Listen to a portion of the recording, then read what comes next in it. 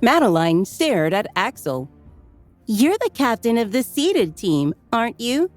she asked. He was lost in thought.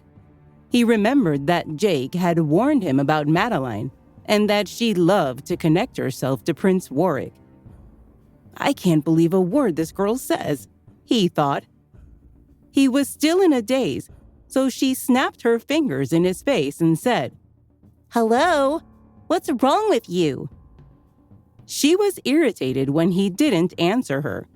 She had always had a sense of superiority and was exceedingly arrogant. If other people didn't show her enough enthusiasm, she thought she was being ignored and became hostile. Axel had no idea that he had offended her because he hadn't greeted her with screams or tears. "And you are?" he replied, pretending not to know who she was. Madeline frowned. Axel was the captain of the seated team, which Ariana was about to join. She was only speaking to him because she thought he could be useful. She hadn't expected to receive such an indifferent reaction. Sensing that there was increasing tension, Mr. Ortega intervened. He pushed the two apart and said, "This is Miss Monroe, our new deputy chief. Axel, you've been at the Peace Grassland the whole time. No wonder you don't recognize her." He smiled at the pair. Madeline's mood slightly improved while Axel pretended to be respectful toward her. Although he didn't trust her, he figured that there was no need to cause unnecessary trouble. He nodded at her and smiled politely. "I see. I've heard so much about you," he said kindly. Madeline found his reply unsatisfactory.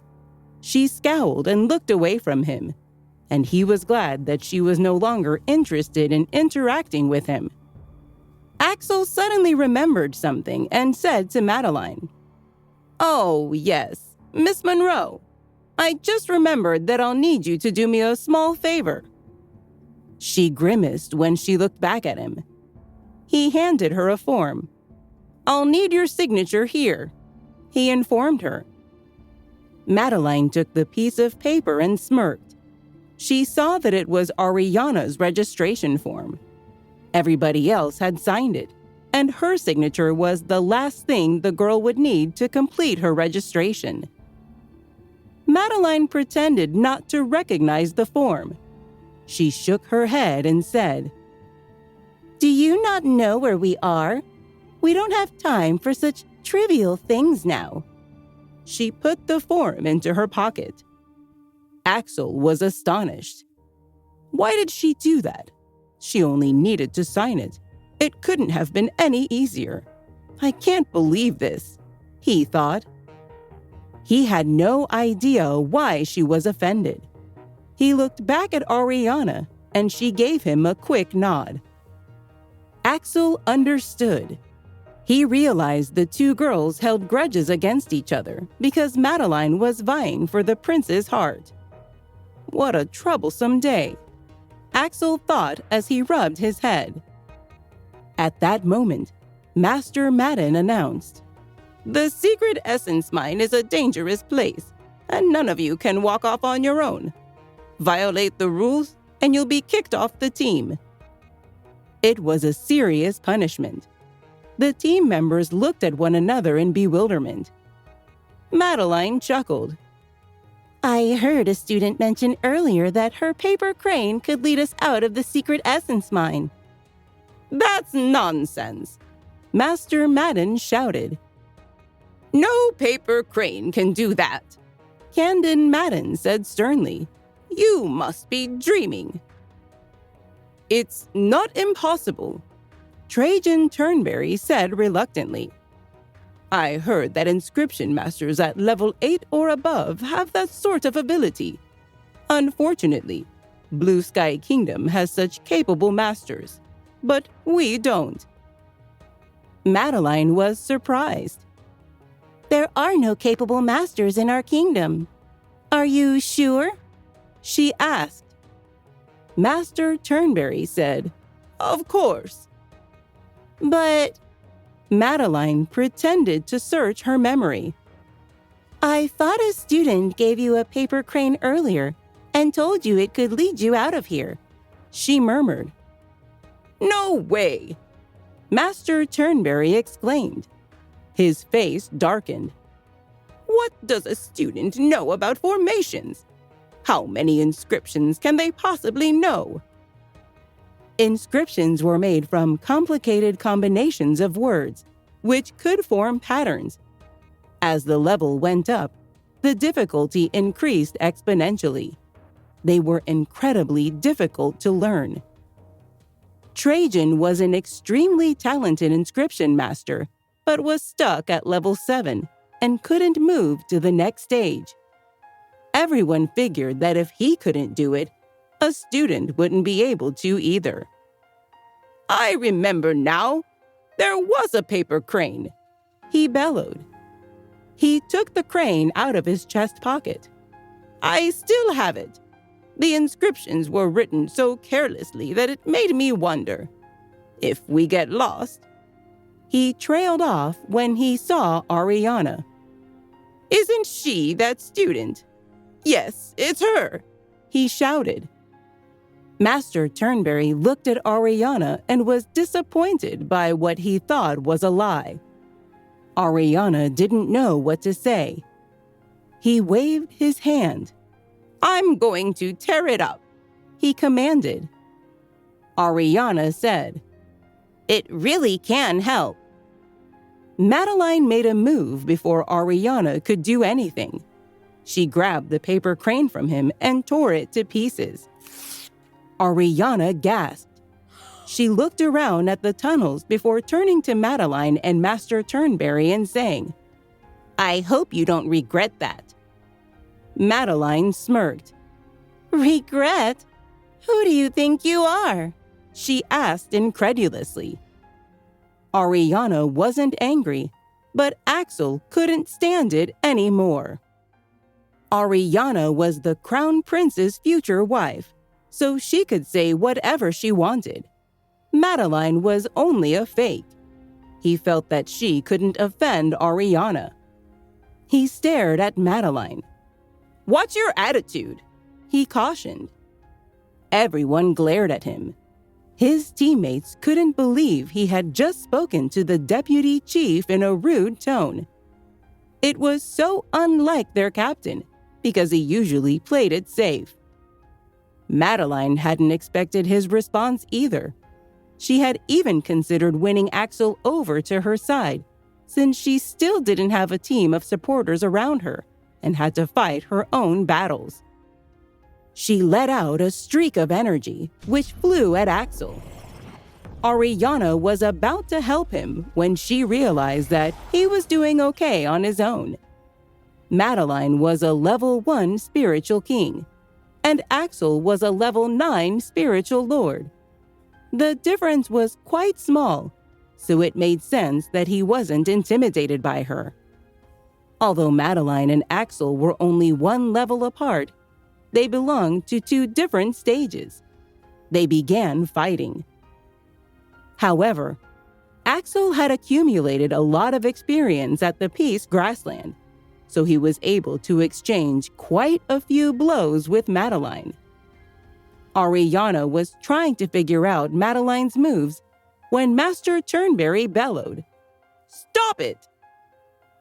Madeline was working hard to win Trajan's favor, so she immediately followed his order. Axel smirked. A deputy chief who is only slightly better than a Class A student. Are you sure you're qualified for the position? He asked. Madeline was utterly humiliated by his question. Infuriated, she went to strike him. Ariana stepped out and smiled at her.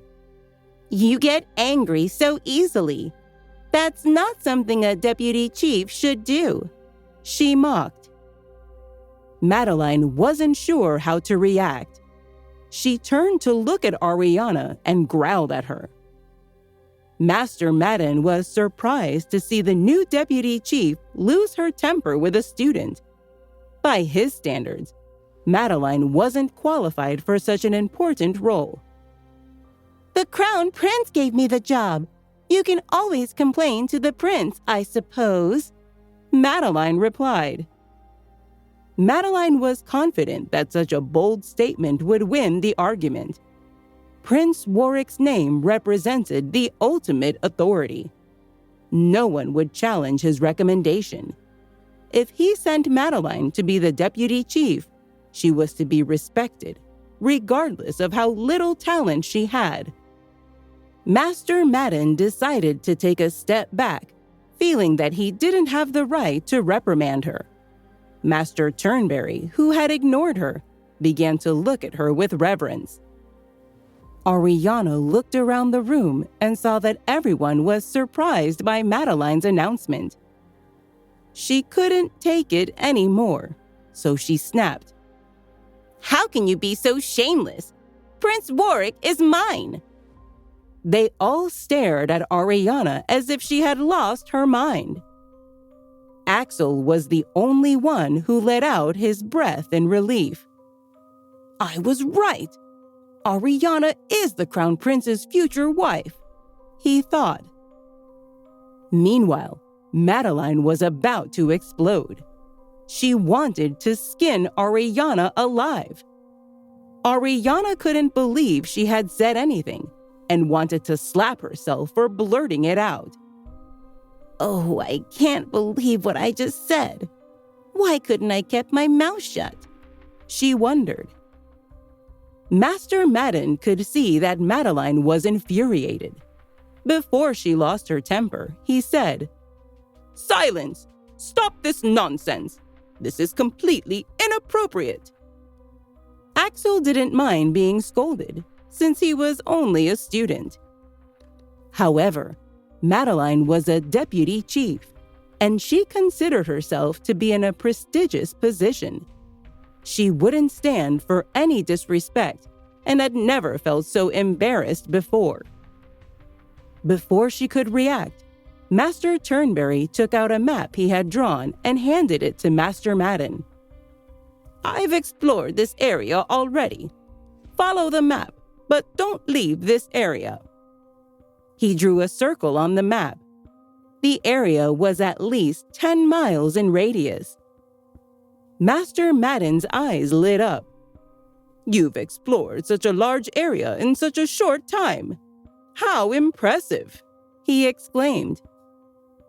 Master Turnberry shrugged and sighed. "Yes, but I'm already a little tired. It wasn't easy. Well, off you go." He didn't like having too many people around since it would affect his thinking process. Studying formations was a complicated process. If he was disturbed, he would need to start from the beginning again. Master Madden nodded and started leading the team away. Master Turnberry turned to Ariana and twisted his mouth. "Young lady, tread carefully," he said. He thought Ariana had been bragging when she claimed to be the prince's future wife. What's he referring to? She wondered. The paper crane, the crown prince, or both? She shrugged the thought away and replied, "I think one should be humble and accept their old age." Trajan's eyes widened. He was a formation master. The school only had a handful of formation masters of his level, so people revered him. He was taken by surprise that Ariana would show such disrespect to an elder. He was livid. Madeline smirked at her and mouthed, "You arrogant fool." Axel and the rest of his team thought Ariana wouldn't live to see another day. They had never heard another student talk to Master Turnberry that way before. The group continued as Roman began to ruminate. He had felt from the beginning that he could pick on Ariana because she was a new student. However, now she had also offended Madeline and Master Turnberry and claimed to be engaged to the prince. Roman didn't know if he should laugh or cry. What kind of trouble have I gotten myself into? He wondered. He wasn't even sure if he was qualified to be her enemy. He shook his head as he decided to give up. He didn't want her to be his rival. Meanwhile, Master Madden scolded Ariana when they were just a few yards away. "Don't you know you should respect your teachers? Yes, you're talented, but that doesn't give you the right to talk to a senior like that," he shouted. Ariana rolled her eyes. "I only said that because he was disrespectful to me first," she claimed. He furrowed his brow and said, "Have you forgotten who he is? He's a level 7 formation master. We only have a handful of people like him in the kingdom. Who do you think you are? It was very generous of him to let you go." Ariana didn't respond. Miguel watched the exchange between the two of them. He had thought Ariana was just a pretty face, so he was curious when Master Madden said she was talented. Why did Master Madden say that? She's the least talented person on this team, so why does Master Madden think so highly of her? He wondered. At that moment, Master Madden announced, "You'll be training within this area. You'll be divided into pairs. The first will be paired with the 10th, the second with the 9th, and so on." Axel raised his hand. "Master Madden, can I team up with Ariana? She's new and doesn't know the rules. I think I should keep her safe," he said. Master Madden was puzzled by the boy's request. He was going to make Ariana a team leader, but after hearing what Axel said, he had a new plan. "You'll be divided into 2 groups then. Axel and Ariana will be in one group, and the other 8 in another group," he declared.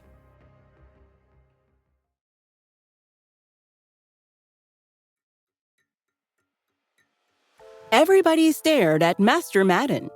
They thought he may have been confused by their levels because they were all level 9 spiritual lords, except for Ariana. Axel was the captain because he was better than the other 8 as peak level 9 spiritual lord. The other 8 members were only considered senior spiritual lords. There wasn't much difference between their cultivation levels. However, Master Madden had just paired Axel with Ariana, who was practically a burden, while the other 8 members were in the same group. "Master Madden, that's not fair at all," Miguel protested. Master Madden rubbed his forehead. He knew the student was correct and that it wasn't fair. However, the special training was only for Ariana, so fairness didn't matter. He grimaced and said sternly, "Why is it unfair? Just do as you're told." Miguel didn't dare speak up again, but he murmured, "Ariana is so weak, it's unfair to Axel." Both Master Madden and Roman couldn't believe he had called her weak. Roman thought back to when she had grabbed him earlier, and he hadn't been able to fight back at all. He was ranked 6th on the team, but Ariana had picked him up as if he was a rag doll. He knew she had terrifying strength. However, he wasn't going to tell Miguel about what happened because it was too humiliating. Master Madden looked at the others. "Do you also think Axel is at a disadvantage?" he asked. Everybody nodded. He turned to Ariana. "Your task is going to be 5 times theirs. Problem?" She shook her head. "Nope," she replied casually. Axel couldn't believe his ears. "You shouldn't be so vain. It'll get you killed," he advised. Ariana didn't want to be bothered with nonsense. She huffed. "I can do it on my own." Axel laughed. He couldn't understand why she was so arrogant. Master Madden didn't even ask Axel's opinion before he announced, "There are a lot of spirit stoneworms in the area." He pointed at the map. "They're in these 2 spots. I've chased away the weaker ones with my energy. The weakest of the remaining ones are level 8 spiritual lords, and the strongest ones are spiritual kings." He turned to the other group. "Who are you nominating to be the leader of this team?" he asked. They all looked at Turin. He was the second strongest member of the team, so he became the group leader. Master Madden said, "Your group will kill 1,000 worms." He turned to Ariana and said, "Your group will kill 5,000. Everybody sucked in their breaths. They thought it was an impossible mission. "At least 10% of them have to be spiritual kings," warned Master Madden. "You have 7 days." They grew increasingly nervous. Although they could defeat spiritual kings when they fought as a team, it was still very difficult. Master Madden gestured at Turin and said, "Your team will go first." The 8 teammates left, and then Master Madden turned to Ariana. "You alone must kill 4,000 worms," he said. He walked away after that. Ariana remained unaffected, but Axel was dumbfounded. He was too scared to speak at first. After mustering the courage, he stammered, Does Master Madden hold a grudge against you?" After some thought, he said, "He must be getting back at you for offending Master Turnberry earlier." Ariana just let Axel talk. She realized he was upset that esteemed elder Camden Madden had ordered her to kill 4,000 spirit stoneworms and him to kill 1,000 of the cruel creatures. The team opposing them consisted of 8 members and was required to kill a combined total of just 1,000 worms. She understood it was a struggle for Axel to paste an optimistic expression on his face and speak in a self-confident tone to her. So she forgave him for patting her patronizingly on the shoulder when he offered to help her carry out her impossible-sounding task. "I'm sure I can help you out," he said. "Feel free to call me Leon the Lion-Hearted, like my close friends do." She gazed at him quizzically. "Are you sure we're ready to use nicknames with one another?" she asked mildly. "We only just met." Axel blushed and removed his hand from Ariana's shoulder. "I shouldn't touch the Crown Prince's fiancé unless it's necessary," he thought. "Even my most innocent gestures could be misconstrued as flirtatious and get me in a lot of trouble with him." He quickly said, "Please excuse my presumptuousness. Of course, it is too soon in our acquaintance for you to call me by an old nickname from my days in the schoolyard." Ariana let the subject drop. "Well then," she said, "let's start our hunt." And off they went. As they sprinted through the tunnels, Axel worried silently. "Master Madden has chased away the weaker worms," he thought. "So every single one we encounter is going to be challenging to kill. And 400 of the worms Ariana slays must be spiritual kings." His thoughts were interrupted by their first worm sighting. 3 of the repulsive creatures suddenly slithered into view. They were level 8 spiritual lords. "They're all yours," Axel said politely. "You need to kill 4,000 worms. It's high time you got started." "No, you go ahead. Get started with your kills. I'll be fine," Ariana said. Axel felt a stab of irritation as he thought, "She's so arrogant." After he dispatched with the 3 spirit stoneworms, he recalled Jake's strict instructions about looking out for Ariana. So Axel tamped down his irritation and held out the crystal cores he had cut out of the dead worms. "I insist you take them," he said gallantly. "The first time I hunt with a new teammate, I always make a gift to them." Ariana sensed he was lying because he didn't want to hurt her pride. She realized he genuinely wanted to help her. She thought, Trying to convince him I don't need his assistance is just a waste of time. So she said, "Thank you, Axel. That's very thoughtful of you." She tucked the 3 crystal cores into a sack she had tied to her waist. And then they resumed their run through the tunnels. As they sprinted along, Axel suddenly blurted out, "Why did you give everybody a paper crane?" Before the pair had set out on their own, she had handed each one of her fellow students an origami bird. She had also given one to Master Madden.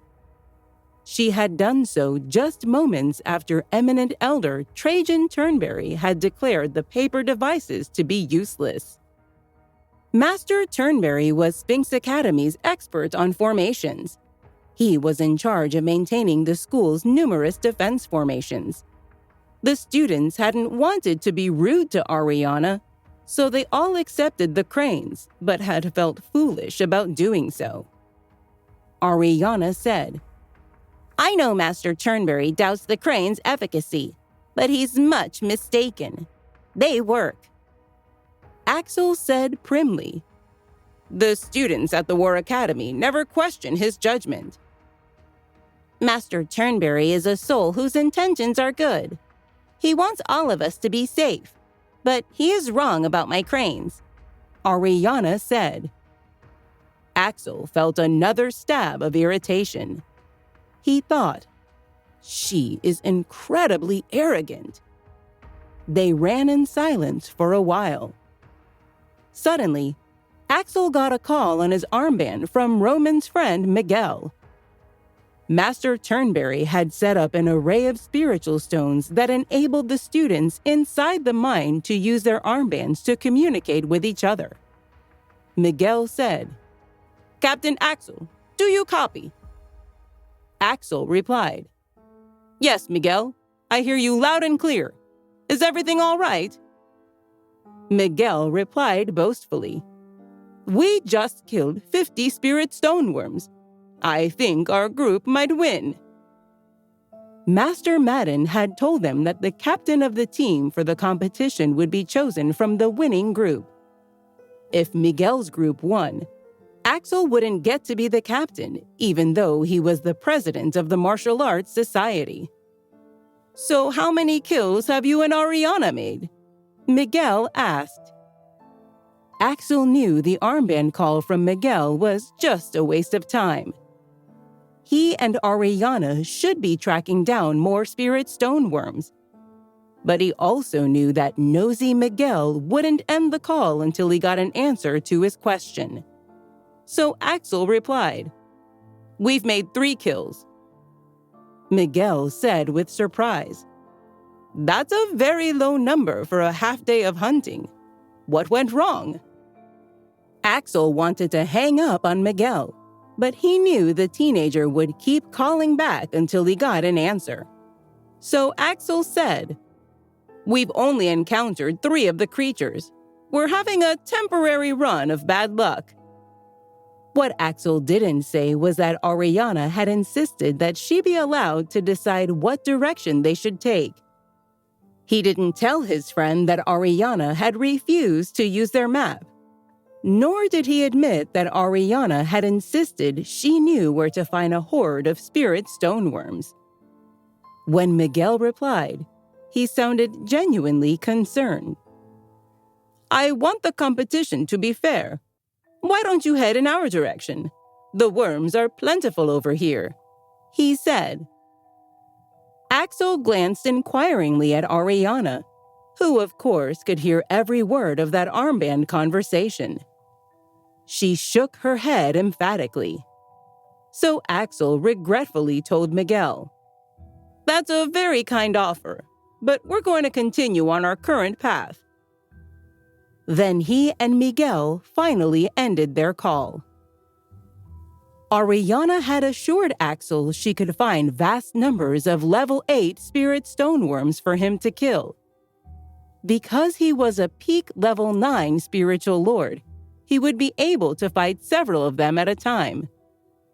Before Axel and Ariana started sprinting again, he asked, "Are you sure you know what you're doing?" She replied, "Apparently, you've forgotten how successful I was the last time I was in this mine. I rescued a big group of our classmates and killed a substantial number of worms." She gave him the enigmatic half-smile she had given so many people who had doubted her on previous occasions. Then she said, "This is your first time down here in this mine. You should trust my judgment." Yet again, Axel felt a stab of irritation. He thought, "She is unbelievably arrogant." He clenched his jaws. Then they continued their sprint through the tunnels. Instead of being upset because Axel had lapsed into stony silence, Ariana was thankful. She needed to concentrate on communicating telepathically with Little Phoenix. In a previous incarnation, her magical spirit bird had supervised the workers who had built the mine, and he still remembered its layout. Little Phoenix said telepathically, "I'd like to lead you to the spot where I buried an old oak barrel filled with fermenting spirit liquid." Ariana replied with her mind, "By now, it must have turned into spirit wine. Do you think it will help me with my worm hunt?" The bird replied, "No, it won't. Your spiritual ranking is too high. It's useful for cultivators who haven't reached the spiritual king stage yet, and it's very effective for treating chronic health issues, like your mother's migraines." "I'm touched by your show of concern for her, but you know I'm a supreme-level medicine refiner. I've already devised excellent remedies for my mother's headaches," Ariana said. Little Phoenix said with exasperation, "I was trying to act like I'm concerned about your loved ones. Of course, I mostly want the wine for myself. You're a spiritual king now. I need to catch up with you." Ariana felt a stab of empathy. She knew Little Phoenix had been a very powerful creature in his previous incarnation. It was only natural for him to want to be strong again. He told her, "Your well-being is of paramount importance to me. I'll be able to do a better job of protecting you when I'm a spiritual king. And your tiger cub Sadie also needs the wine to boost her cultivation and become a spiritual king too." Ariana listened intently. The bird asked, "Wouldn't it be wonderful to have 2 spiritual kings as your bodyguards?" Right in the middle of Ariana's worm hunt, Little Phoenix wanted to make her a detour to find an old oak barrel filled with spirit wine. The two of them discussed the issue telepathically as she and Axel ran through the mine. "You just need my help in unearthing the wine barrel. Otherwise, you just fly off for a minute and get it yourself," Ariana said. The magical spirit bird replied, "Yes, I do need your help, and I'm not ashamed to ask for it." Ariana listened intently. Little Phoenix continued, "You need all the protection you can get from your archenemy Madeline, now that she's in the War Academy as the deputy chief. If Sadie and I both become spiritual kings, we'll be good bodyguards for you." Ariana pondered for a moment and decided that Little Phoenix had a point. The magical spirit bird said, "As far as I can tell, Madeline didn't bring bodyguards with her to school. When she decides to lash out against you, Sadie and I will stand shoulder to shoulder with you and give you an advantage over her." Ariana finally said, "You've convinced me. I'll get your precious concoction for you. What's the wine barrel buried beneath?" Little Phoenix said airily, "You'll find out soon enough." The bird was thankful he had recovered enough memories from his previous incarnation to recall the spirit liquid he had buried in the mine many years earlier. Until he visited the tombs with Ariana, he had been able to remember very few details of his past life. But now he knew that during his earlier incarnation, he had been fighting in a terrible war alongside his powerful master. The wine the bird had stashed away was supposed to be a remedy that he had planned to use in case he got severely injured. It hadn't occurred to him that he would die. As Ariana was communicating telepathically with Little Phoenix, Axel suddenly broke his surly silence. "With all due respect, we've only found 3 worms today, and we're about to reach the boundary Master Turnberry included in his map. We need to circle back and find another route," he said. "With all due respect, we need to keep moving forward on this pathway," she replied. "Once we cross the boundary line, we won't know where we're going. That's not safe," he said. Ariana was beginning to be weary of his constant worrying. She said with annoyance, "We don't have to stay together. You can follow that precious map of yours and stay inside the boundaries. I'll finish my journey alone." He scowled. She continued, "We're a single team, but Master Madden gave us separate missions. You can kill the 1,000 worms he told you to kill. I'll kill the 4,000 worms he told me to kill. We'll hunt more efficiently if we're on our own." Axel surprised her and himself by shouting. He never usually had to raise his voice because his peers always deferred to him. "You're so obstinate!" he yelled. "You're making it hard for me to look after you." Ariana shot back. "I don't need you to protect me," he bellowed. "I have to keep an eye on you whether or not you want to cooperate with me. You're His Royal Highness's fiancée." Ariana recoiled as if Axel had slapped her. "How did you know we're still engaged?" she hissed.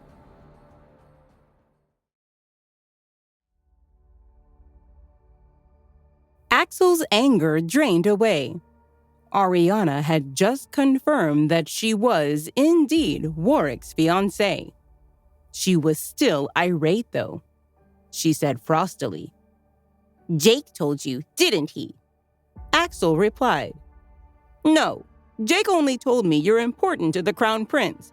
But when Miss Monroe was about to smack me and you interceded, you said, 'Warwick is mine.' That's when I knew." "Everyone else thought I was making an idle boast. Please don't tell them I'm engaged to him. I want to succeed at school on my own merits and not because of my relationship with him," Ariana replied. Axel bowed solemnly to her.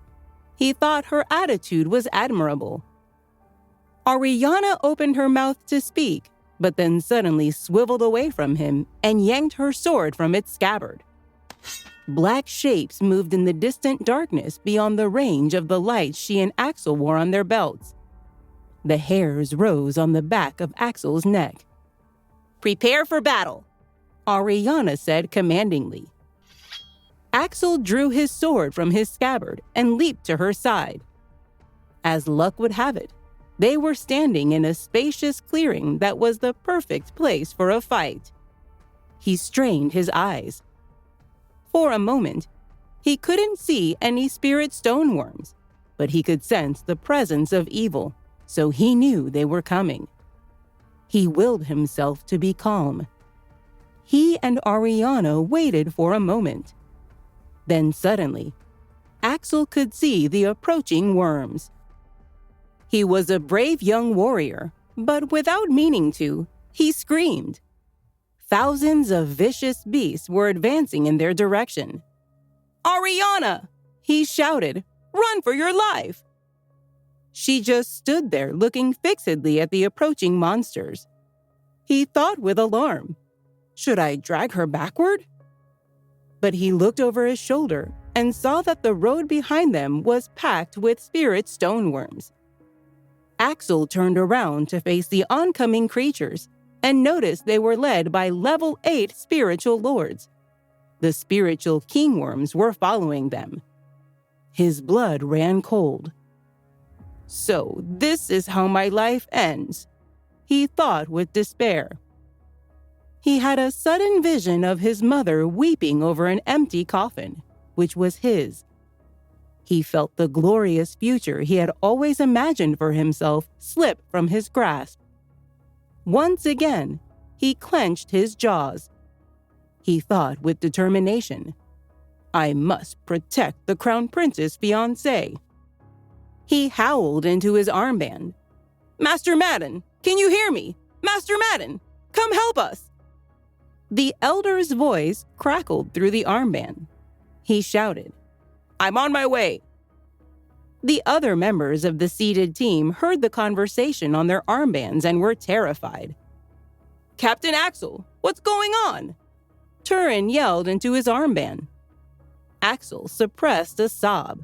"Tell us where you are." Turin thundered, "We'll come fight with you."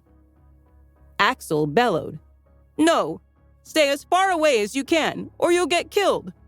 When I die, you must take over as the Dynasty team's next captain. You must lead the team to victory against the military academy." His words struck fear into his teammates' hearts. Axel knew he was about to die. His teammates heard the terrible news over their armbands and were horrified. But one of them felt fierce joy spring up secretly within him. Behind a mask of concern, Roman rejoiced. He knew Ariana was by Axel's side, so she would perish too. "Hallelujah," Roman thought.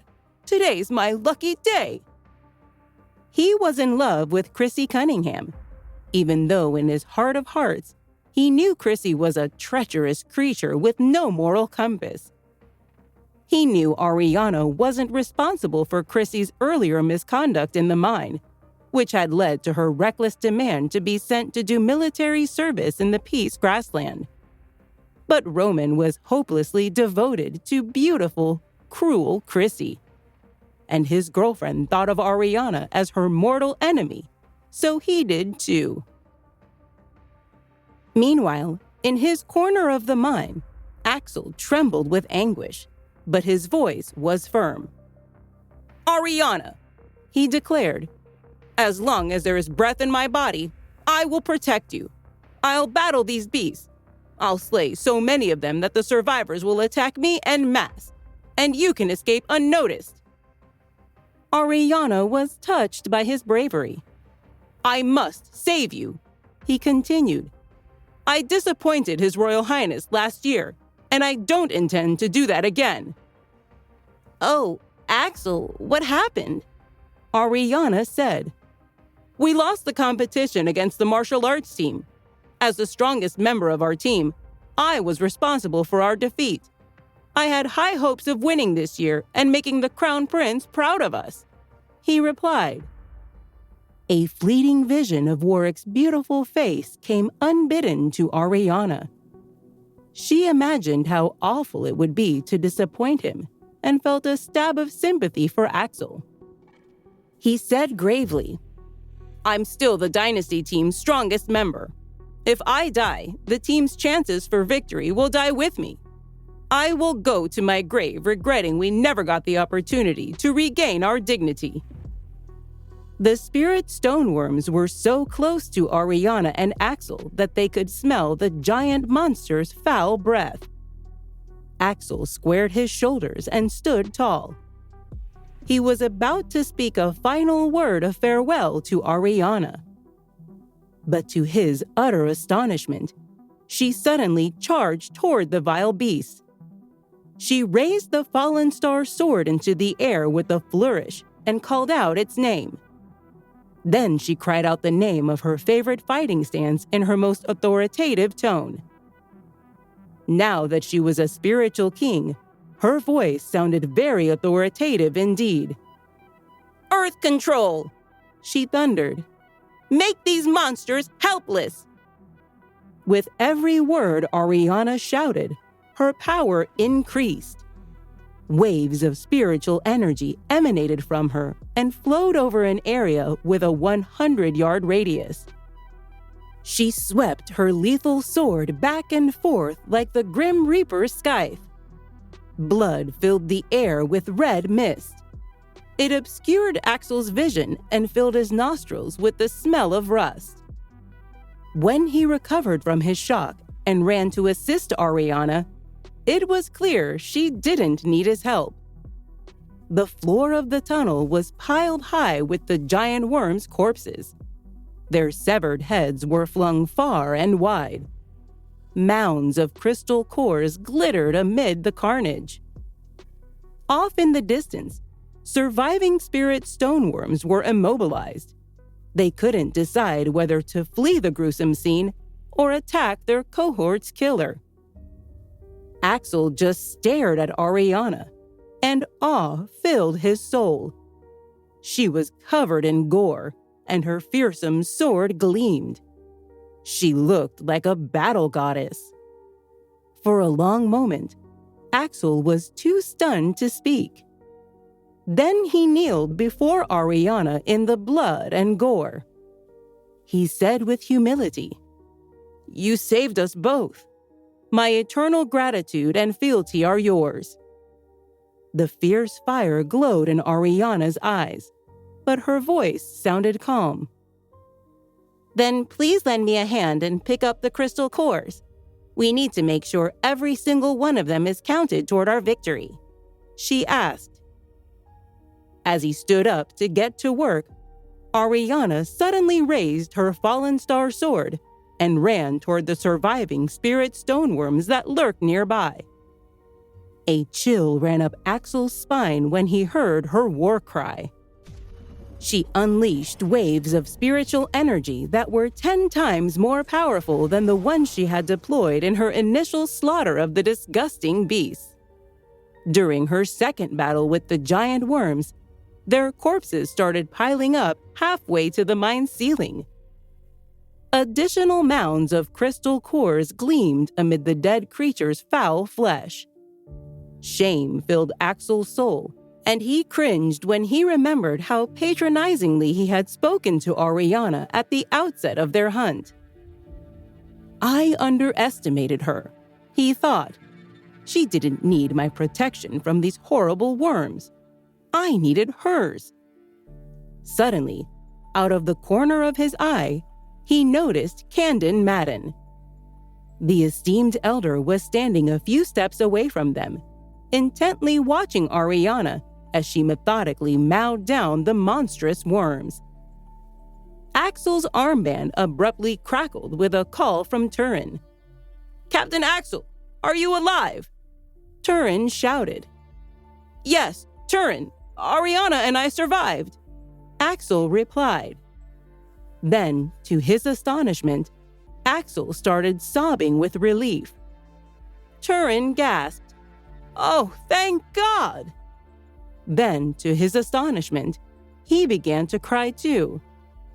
The two young men wept for quite a while. After their tears had subsided, Turin said, "Master Madden must have gotten there in time to protect you." "Master Madden's here, but he's not the one who saved the day," Axel replied. Turin gasped. "Captain Axel," he said with admiration, "you must have done a fabulous job on the battlefield." Axel replied, "I'm not the one who saved the day either." Turin gasped again. "Wait, what?" he said with surprise. "So who did?"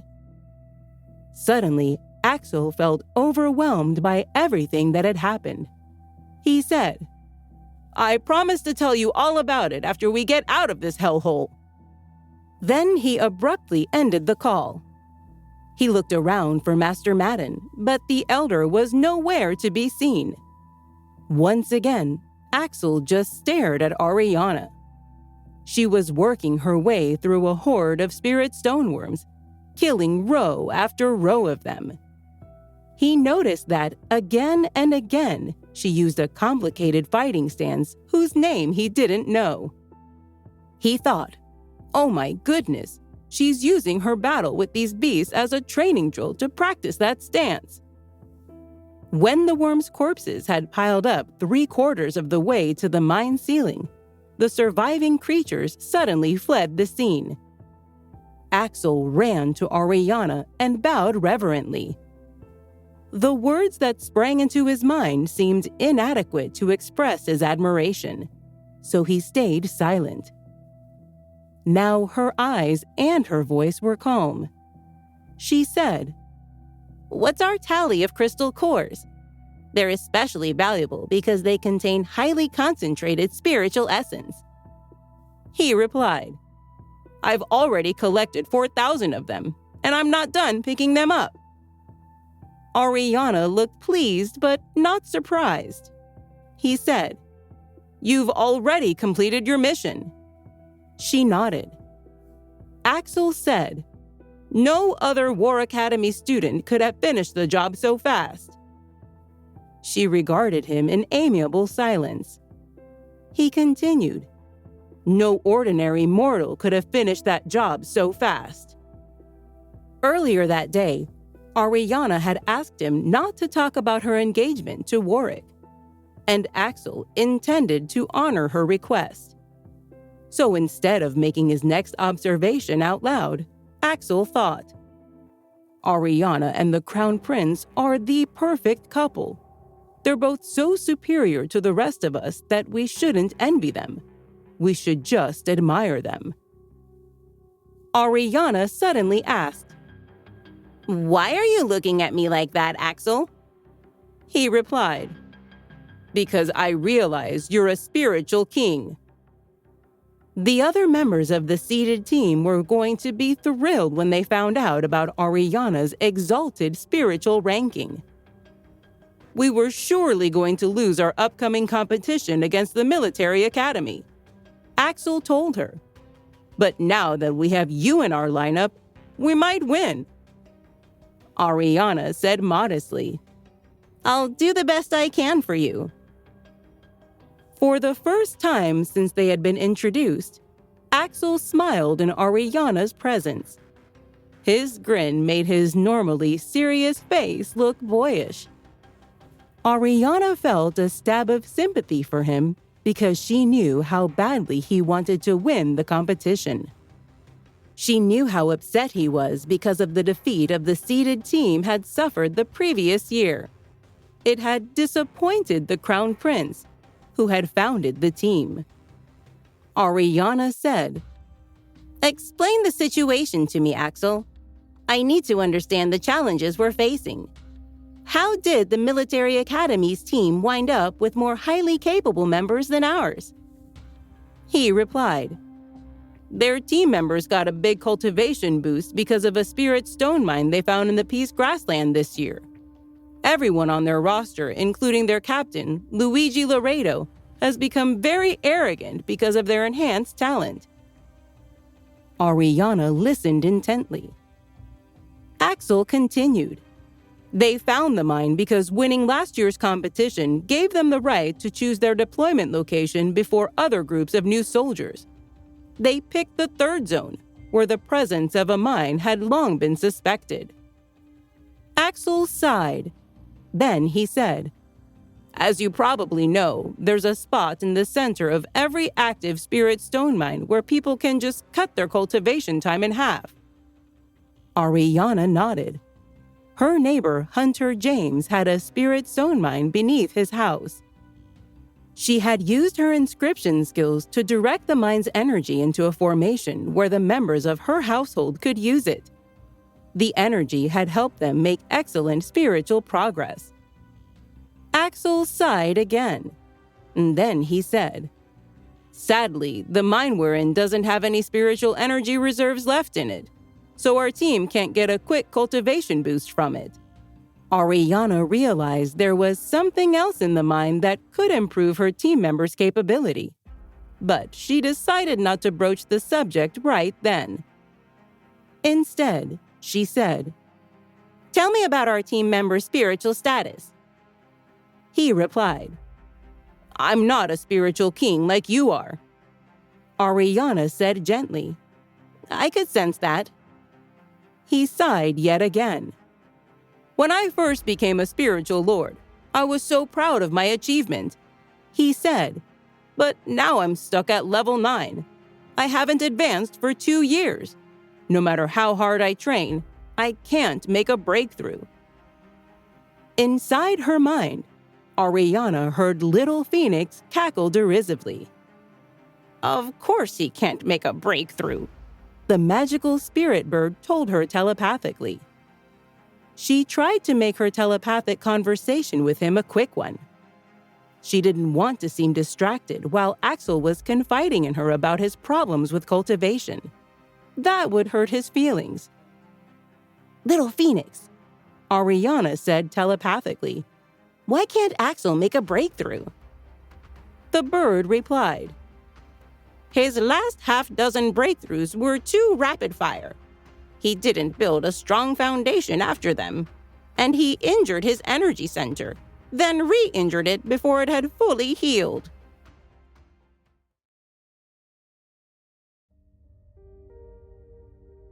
Little Phoenix was surprisingly insightful about Axel's cultivation problems.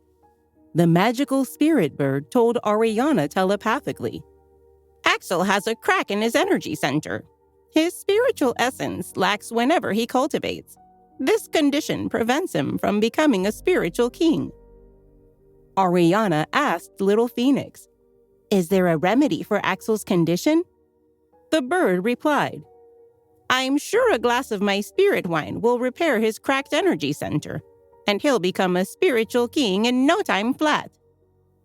Before the spirit stoneworms had surrounded Ariana and Axel, she had told Little Phoenix she would unearth an old oak barrel filled with spirit wine the bird had left in the mine during his previous incarnation.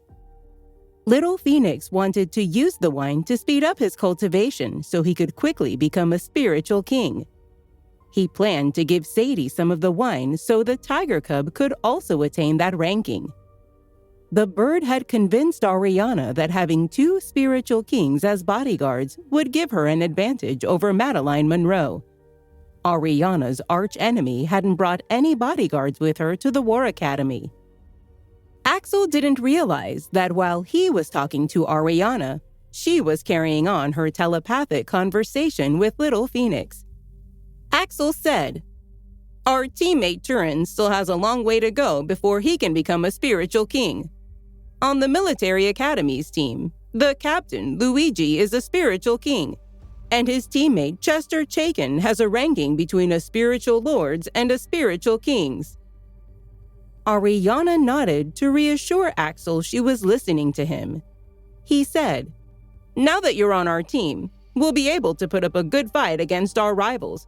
We won't lose as badly as I'd been expecting us to." Ariana telepathically told Little Phoenix to be silent so she could fully focus on Axel's words. Then she said out loud, "When we started this conversation, you told me you thought we might win, Axel. Now you sound more pessimistic." Axel sighed yet again. "Now I'm thinking more realistically," he replied. "You know spiritual lords can't defeat spiritual kings." Ariana thought of numerous memorable moments in her own life. Then she said, "I know from personal experience that with guile and determination, it's possible to win victories over higher-ranked cultivators. Optimism helps too." Axel said, "Really?" Ariana replied, "Yes." Axel thought fleetingly, "If I had her self-confidence, I would live a much happier life." Ariana said, "I don't mean to be rude, but I'd like to change the subject. Let me help you finish collecting all the crystal cores from the worms I killed." They worked together in amiable silence until the job was done. Then she said, "Now I want to take you to a spot where you can quickly become a spiritual king." Axel said, "If it's outside the boundaries of Master Turnberry's map, I must object."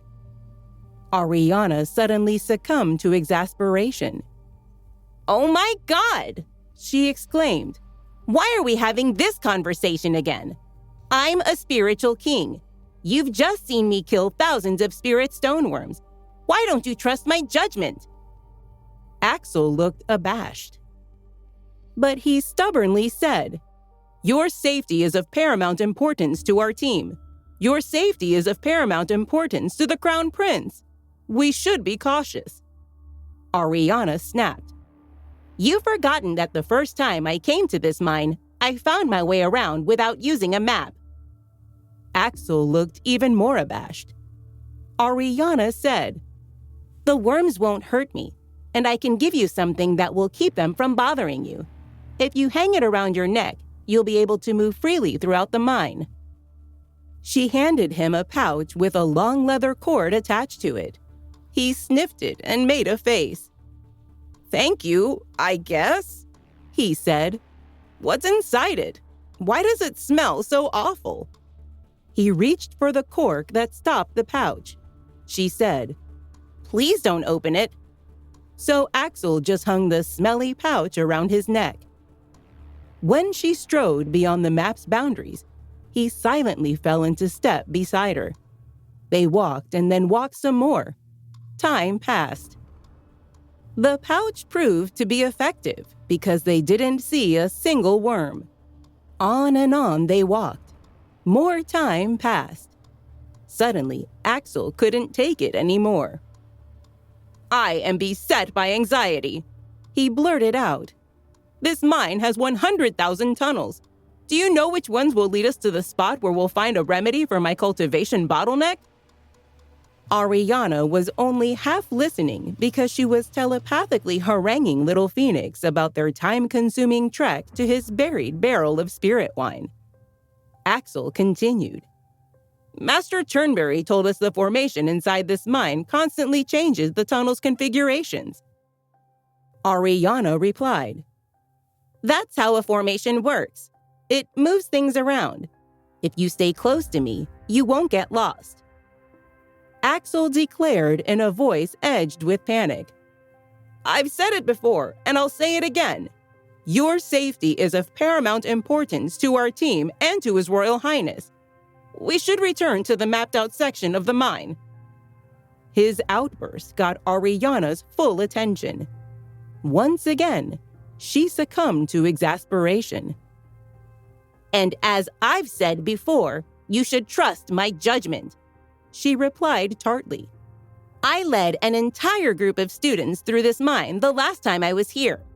I can lead you through it safely too." Her confident assertion silenced him, and on they walked.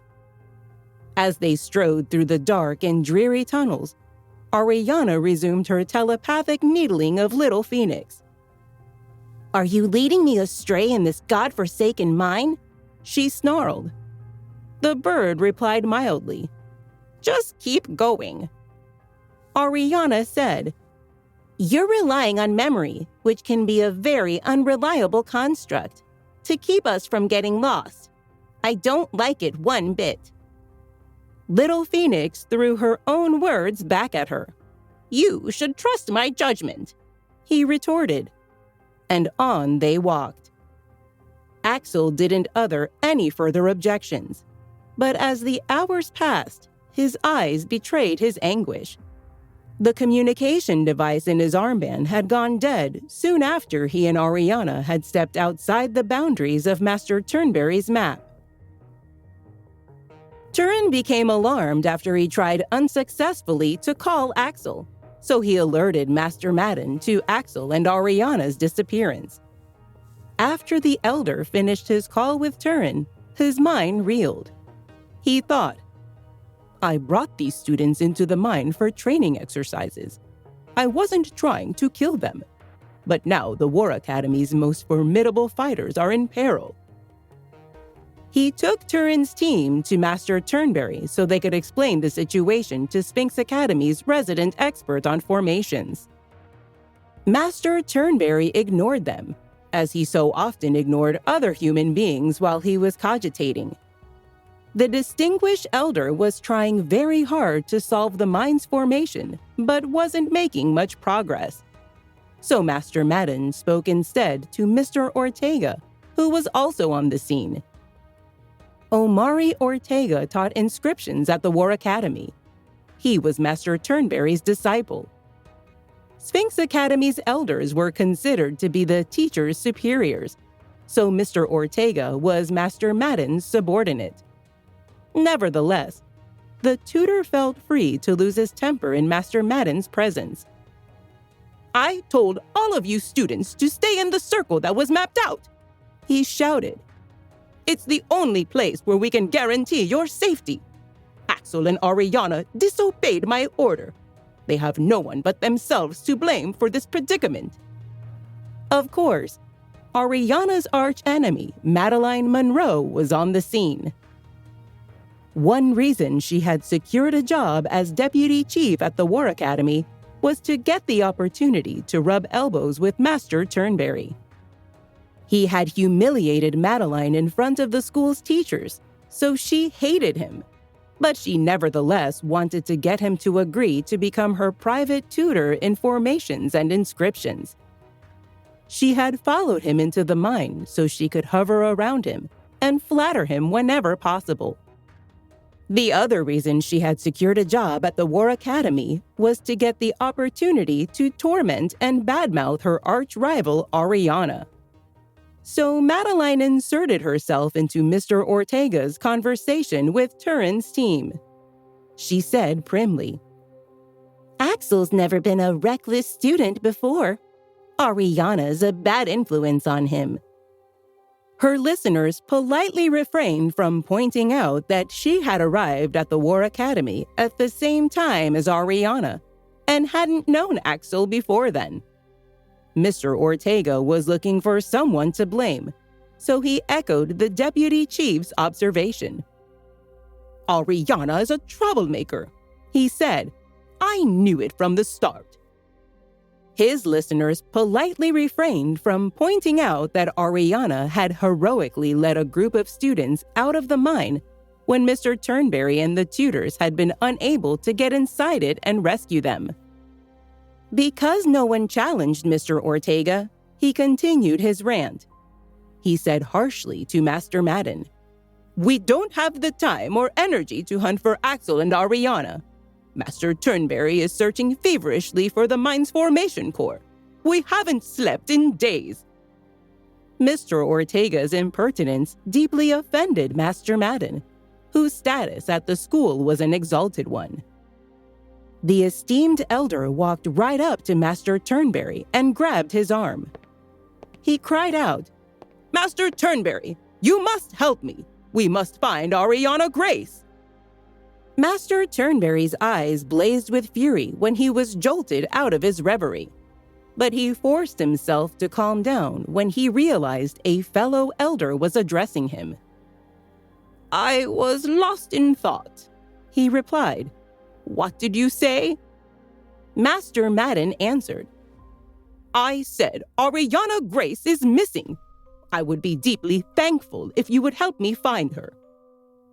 Master Turnberry averted his gaze and stared into the distant darkness. Master Turnberry's tone was ominous. "I cannot save her," he said. Master Madden's blood ran cold. He yanked his hand off his fellow elder's arm. "Why not?" he asked. "You're our school's resident expert on formations."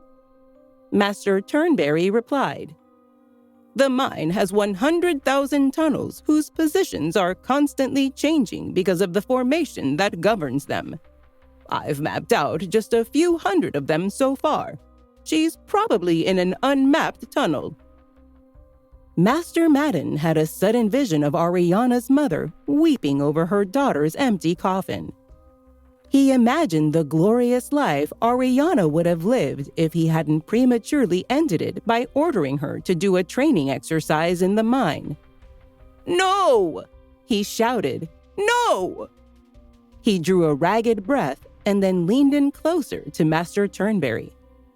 "You listen to me," Master Madden snarled. "Ariana is the most talented student I've ever encountered. Axel is a worthy warrior with a strong moral compass. If you won't help me find them, I'll go alone." Then off Master Madden ran with the speed of a much younger man. For a moment, Master Turnberry looked shocked. He wasn't accustomed to being scolded. Then he sighed and returned to his cogitation. Turin cried out to his teammates, "Let's go help Master Madden." His teammates cheered. But before they could race into the darkness, the War Academy's new deputy chief thundered, "Come with me instead. I'll lead you to Axel and Ariana." The students stared at her quizzically. Everybody knew about the enmity between Miss Monroe and Ariana. She said, "As deputy chief of this august educational institution, I am responsible for the safety of all its students, and I can handle a trip through the tunnels. I've absorbed a great deal of knowledge from Master Turnberry." The students' stares turned skeptical. Unknowingly echoing Ariana's words to Axel, Miss Monroe said, "Why don't you trust my judgment?" Without waiting for an answer, she headed off in a huff. Turin and his teammates couldn't think of any other way to help Axel and Ariana, so they reluctantly followed the deputy chief into the darkness. Meanwhile, in a distant corner of the mine, Ariana was oblivious to Master Madden's frantic search for her. If she had known she would cause him consternation by moving outside the range of the students' armband communication devices, she would have told him where she was going. She and Axel kept on walking. Then they walked some more. The long trek gave Axel ample time for self-recrimination. He thought sadly, "If Ariana is lost forever, the Crown Prince will be devastated, and it will be all my fault. I should have told her I didn't want her mysterious remedy that will keep up my cultivation and make me a spiritual king." They kept on walking. Suddenly, Axel was distracted from his dark thoughts by a disgusting stench. Ariana's sensory perception was very acute. She had noticed the foul smell several minutes earlier and was already discussing it telepathically with little Phoenix. "This must be where you buried the oak barrel," she exclaimed. "Why on earth would you do such a revolting thing?" The bird replied, "I had no choice. This stinky spot was the only place where the spirit liquid would turn into spirit wine." Ariana hissed, "You can't be serious." Little Phoenix fell silent. She snarled, "How can I tell Axel to drink wine that's been buried in this repulsive place? The wine won't do me any good because my spiritual ranking is too high, so I can't even try it first and show him how well it works." The bird refused to respond, so Ariana and Axel kept on walking. With every step they took, the stench became stronger. Suddenly, Axel shouted, "Stop! Just stop!" Ariana drew to a halt and regarded him in grave silence. He lowered his voice a bit. "Why are we going somewhere that smells so terrible?" he asked urgently. She replied in an even tone, "Because that's where we'll find the remedy you seek." He said with disgust, "I have a sensitive gag reflex. I'm afraid I'll start retching." She asked him, "Don't you want to become a spiritual king, Axel?" He just stared at her. Axel stared at Ariana. "Are you saying the stench can help me become a spiritual king?" he asked. She winked at him and said, "You'll know in a minute." He found the girl too whimsical to follow around, but she was the only spiritual king on the team, and he had no choice but to trail her. Something occurred to him. Isn't it strange that we haven't run into any more spirit stoneworms? Ariana smirked as she said, That's right. Are the spirit stoneworms avoiding you? He inquired. She shrugged and asked, Do you think they are? Axel thought about the possibility. It had only been a blind guess at first, but when he thought more deeply about it, he realized it was true. Not only had they not had to fight any of the spirit stoneworms, but they seemed to crawl away when she got close to them. That was why their journey had been so uneventful. They are running away from you, aren't they? That's incredible, he said as he sighed.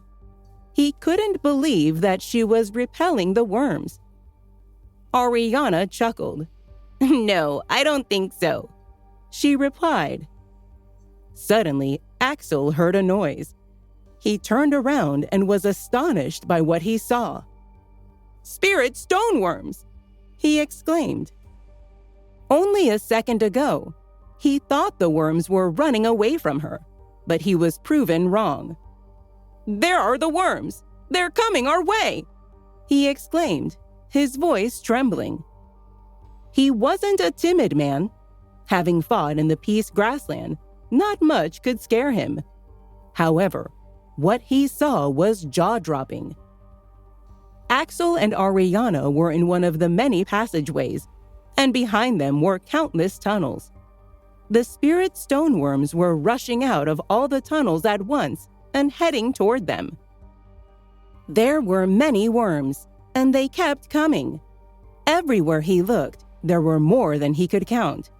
It was so frightening. He grabbed her arm. Spiritual kings! So many of them are spiritual kings! He muttered. It was natural for him to be terrified because a single worm would crush him. Even though Ariana was capable and could take on one or two, she would struggle to fight off more, and there were far more than 10 spiritual kingworms. Why is this happening? Axel asked. He shuddered. Why are there so many high-level spirit stoneworms? Are all the capable worms in the mine here? Ariana was amazed as well. She knew the worms shouldn't have all gathered there. Little Phoenix could see what was happening in other parts of the mine, so he told Ariana in her head. It's your enemy's doing. She asked. My enemy? Who? The bird snapped. Who else in this mine would you consider your enemy? Madeline, Ariana mumbled. Little Phoenix chuckled. That's right. I certainly didn't see this coming. How interesting, he commented. Ariana raised her eyebrows and asked, What do you mean? He replied, She knows you're here, so she's chased all the spiritual kingworms in this direction. She wants to use the worms to kill you. Ariana felt uncomfortable. How does she know where I am? She asked the bird. Little Phoenix said impatiently, You've underestimated Celestial Palace.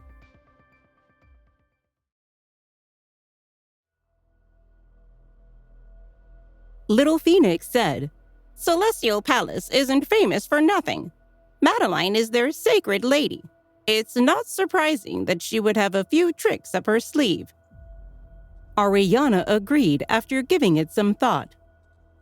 The bird added, Plus, she has sensed the threat that you pose. If she knows you're already a spiritual king, she'll try to kill you at all costs. She snorted and replied, I'm about to do the same. Ariana had worked so hard to improve herself because she wanted to get revenge and kill Madeline. It might look like she had moved on, but no one could forget their past, especially when it was so horrific. Getting revenge on Madeline was her ultimate motivation. Little Phoenix shook his head. We must kill Madeline. But it's too risky now, he suggested. Ariana sucked her teeth and said sternly, No, I think now is the best time. The secret essence mine is your territory, and I'm already a spiritual king. We're both spiritual kings. I have a chance. The bird wanted to object, but Ariana's serious tone stopped him from retorting. Madeline was a level 1 spiritual king last time they checked, but he worried that she might have advanced since then. Ariana is right. This is my territory. There isn't anything Madeline can do, the bird thought. Axel had no idea that Ariana was getting ready for a major battle. Wait a minute, he screamed. He was shocked. The spiritual king worms didn't stop as they crawled past them. Some worms bumped into him, but they kept moving as if he didn't exist. Although he was relieved, he was confused. It took him a while to realize they were safe. He asked Ariana, "What's going on?" She shrugged and twisted her mouth. "Why won't they eat us? Why are they ignoring us?" he said. She scratched her head and replied, I'm sure they have more important things to do. "What do you mean? What's more important than eating?" he questioned. He soon learned that they did have more pressing matters. Excretion, he thought when he looked down. His mouth fell open when he saw the numerous piles of feces. He was confused and said, "Do spirit stoneworms have intelligence? They're so clean. Did they just come here to relieve themselves?" Immediately after he asked, he saw a row of deep pits blocking their way. He watched as a worm lined up, moved to the side of a pit, finished its business, and moved away. The next worm did the same. He looked over at Ariana. She hadn't expected to see such a revolting display, but it gave her an idea. She knew how to handle Madeline. Axel covered his nose. "Let's get out of here. I can't stand the smell anymore," he said. However, Little Phoenix said timidly, "It's buried beneath the third pit over there." He sounded guilty. Ariana looked at Axel. Little Phoenix nodded. "Let him do it," he said. Axel wasn't sure why she was staring at him. It was creeping him out, so he asked, "Why are you looking at me like that? What are you thinking?" She almost couldn't say it. Axel, how about we make a deal? She murmured. Axel was alarmed by Ariana's tone of voice. "What do you want?" he asked. Ariana said, "It's over there." He looked in the direction she was pointing and saw the enormous spirit stone worm cesspit still surrounded by worms. He suddenly had a very bad feeling and was getting very anxious. Ariana couldn't make herself say it. She asked Little Phoenix, "Can't you order the worms to take it out?" Little Phoenix replied, "No, these worms are possessive. If they find out where it is, they'll never give it to us. We have to take it quietly. Plus, what's in the pit is feces to us. Do you know what it is to spirit stoneworms?" Ariana asked. "What?" The bird replied, "It's their life essence." Ariana burst out laughing. Little Phoenix scolded her. "Stop laughing. I'm telling the truth. Why do you think I buried it there? Why do you think they come here?" Ariana cringed as Axel stared at her. He was impatiently waiting to hear what she had to say. Little Phoenix said, "Let's take it out as soon as possible before anything goes wrong. Madeline is headed this way." Ariana turned to Axel. "Something is buried inside that pit," she explained. He was mortified. You're not telling me to go in there, are you? He asked. She cleared her throat. Before she could reply, he shook his head repeatedly. Never. That's not going to happen, he shouted. He threw his hands up and started to back away. She sighed and asked, Are you sure? He growled. It's not going to happen. Okay. In that case, I'll let Turin and the others rise to the spiritual king level after I retrieve the treasure. You can remain a spiritual lord, she said. Axel laughed and said, You're just saying that. I don't believe you. Ariana smiled and raised her hand. A green vine extended from within her sleeve. It was glowing. However, the glow flickered a little. Little Phoenix encouraged the vine. It's okay. You're a plant. The feces will be very nutritious for you, he said to it. The vine shivered reluctantly, but it dug into the pit. Axel stared at Ariana. What are you doing? Why are you stirring the cesspit? He asked. She wanted to throw him inside, but didn't have time for that. She allowed the vine to go deeper, but couldn't find anything.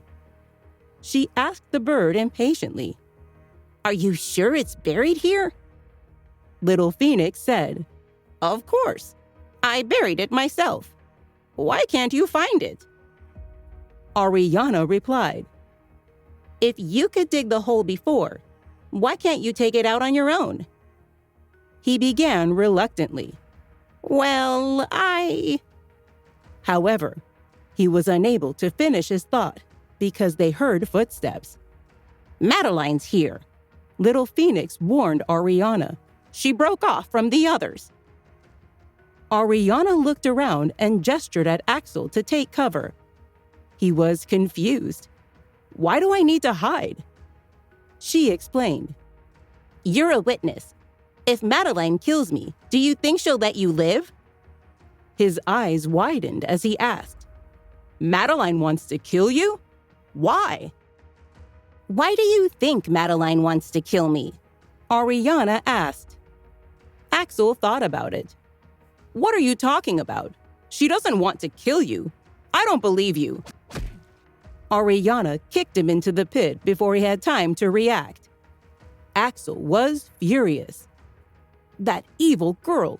Is she trying to murder me? He wondered. Ariana had stuffed something in his hand before she kicked him into the pit. He opened his palm and saw that it was a recording device. He was puzzled.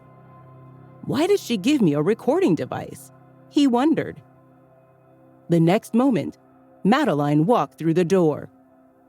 Axel was about to climb out of the pit when he saw her attack Ariana without warning. It was a killing move. He was astonished. He had thought Miss Monroe would scold them when she found them.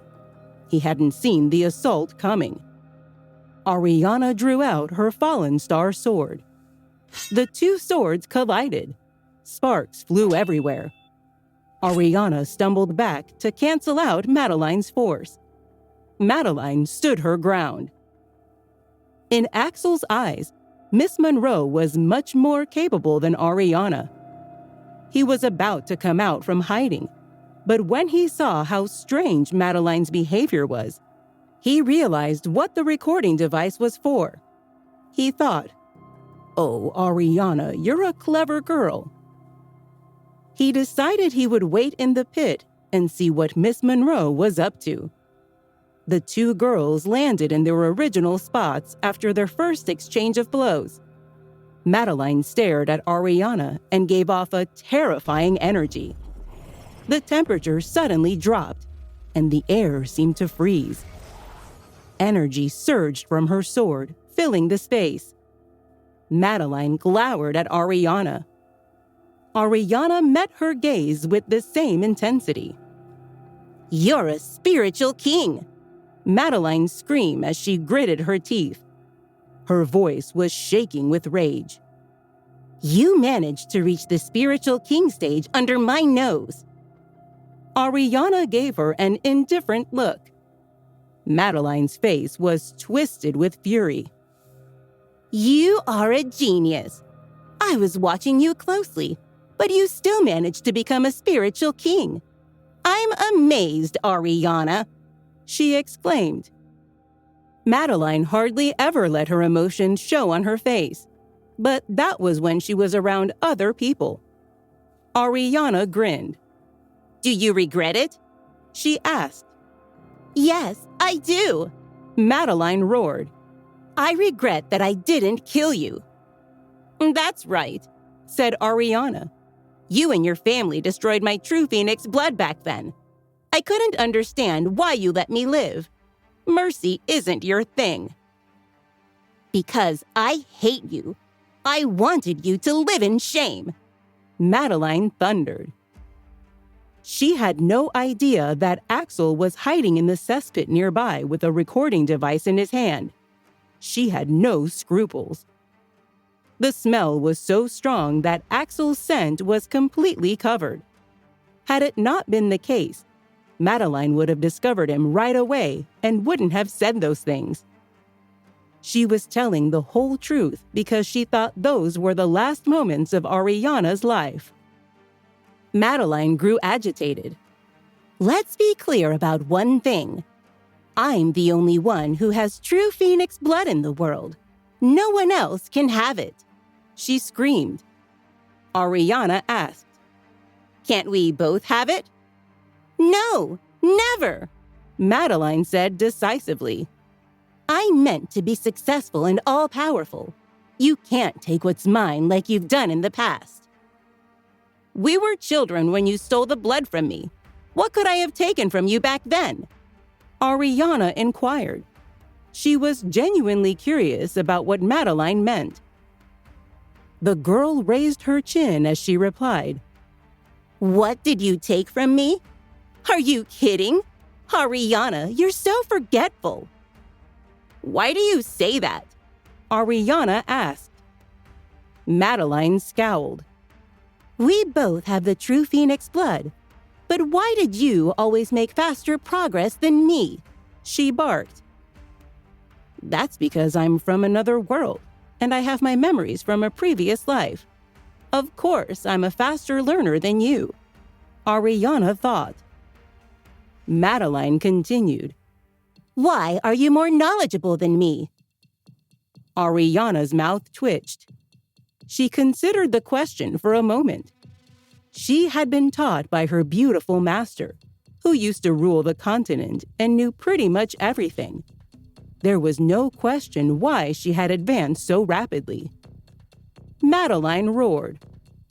Why did that fool from Celestial Palace want to take you as his disciple, not me? What is she talking about? Ariana wondered. She wasn't the only one. Axel was also incredulous. He had forgotten about the foul smell and only cared about what he was hearing. He remembered what had happened 10 years previously. Everyone in the kingdom did. It was said that Ariana had lost her true phoenix blood because she had become greedy and her cultivation went awry. He realized that wasn't true, and that her true phoenix blood had been destroyed by Madeline and her family. He was shocked.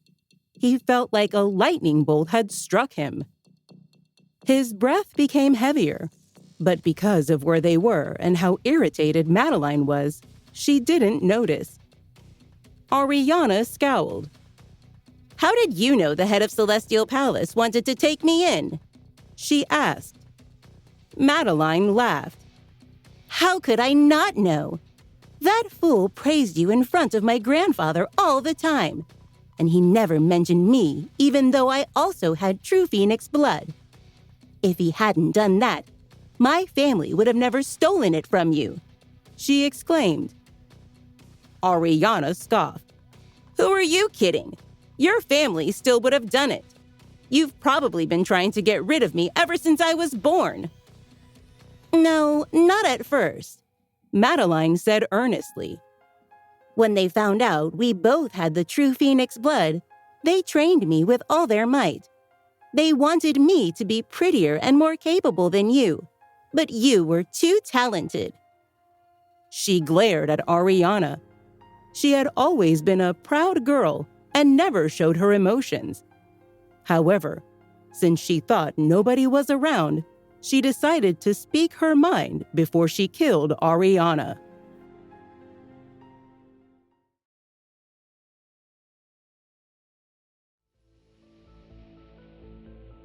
"We should be equally talented, but you were better than me in every way," Madeline admitted. "Your level was always higher, and you were good at everything from formations to inscriptions. We didn't want to kill you, but you asked for it. We don't have a choice now." Ariana smiled and replied, "You've omitted the most important reason that you regret not killing me, haven't you?" Madeline glared at her. "What are you talking about?" She asked. "It's Prince Warwick, isn't it?" Ariana said. Axel had thought he was going to faint from the foul smell, but his spirit was lifted when he heard the Crown Prince's name. Prince Warwick? His Royal Highness? Why is the Crown Prince involved? Axel wondered. He immediately turned the recording device toward Madeline to make sure he captured any important information. His heart was thumping with excitement. Madeline grunted at Ariana. "You're not allowed to mention his name," she roared. Ariana smiled at her. "When you learned they annulled our engagement, you didn't think the decision would ever be reversed," she replied. Her grin infuriated Madeline. "Yes," Madeline admitted. "I ruined your reputation so that the royal family would reject you as a daughter-in-law. However, they didn't do that, so I had to destroy your true phoenix blood. You forced me to do it." "I never made you do anything. You were trying to take what didn't belong to you," Ariana said. Madeline breathed in sharply and growled. "I know that if you want something in this world, you have to fight for it." Ariana chuckled and jeered. "You mean you steal it any way necessary. You didn't fight for anything. You're pathetic and a coward." Madeline retorted. "At least I made your life miserable, didn't I?" Ariana sneered. "At first, I thought you would die after losing the true phoenix blood. It was careless of me because I never thought you would survive. Ariana, you're so lucky," Madeline continued. Ariana stared at her. Her heart started to race and sweat trickled down her forehead.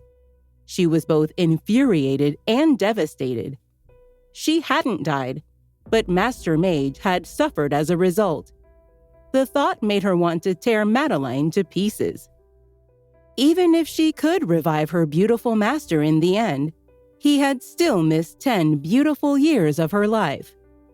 Madeline laughed when she saw Ariana's rage.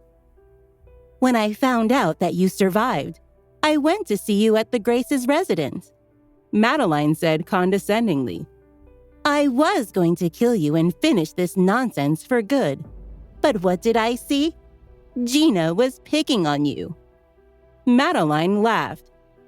"She used to follow you like a dog before. She would lick the bottom of your shoes. After you lost your ability, she whipped you and did the same to your brother and mother. She bullied your family whenever she could and even poisoned your food. I was thrilled to see that," she declared. She smiled proudly and gripped her sword. "I decided there and then that I would keep you alive because I figured I would miss so much fun if you were dead. With you around, I could see you getting bullied when I felt like it, and it would keep me happy for some time. Cruelty can be so wonderful," she hissed. Madeline explained. "It excited me to think about your suffering for all these years." Her tone was maniacal. Ariana took a deep breath. All those things happen because I'm talented. I make fast progress, and I'm engaged to His Royal Highness. Your jealousy was the reason for everything. Madeline, I could kill you right where you stand." Madeline chuckled. "I told you already that everything you used to own would one day be mine. And I was right. After you lost your ability, I became the center of attention," she said happily. Ariana trembled and raged as her arch-rival continued. "I became that fool's disciple and the sacred lady of the Celestial Palace. I'm the only girl who has the true Phoenix blood. And now I'm Prince Warwick's fiancée," Madeline said. Ariana replied in a sarcastic tone. "You're Warwick's fiancée? How come I don't know about that?" Madeline glared at her. Ariana continued. "I thought you knew that I'm still engaged to him." Her 11th trial wasn't done yet, and she needed to make Madeline admit that Warwick was in love with Ariana. That was why she provoked her whenever she could. Unfortunately, she still hadn't succeeded. There was an indescribable look on Madeline's face. Ariana asked, "Didn't you say I was going to die? Are you still not going to admit that Warwick's in love with me? You might as well say that too if you're about to kill me."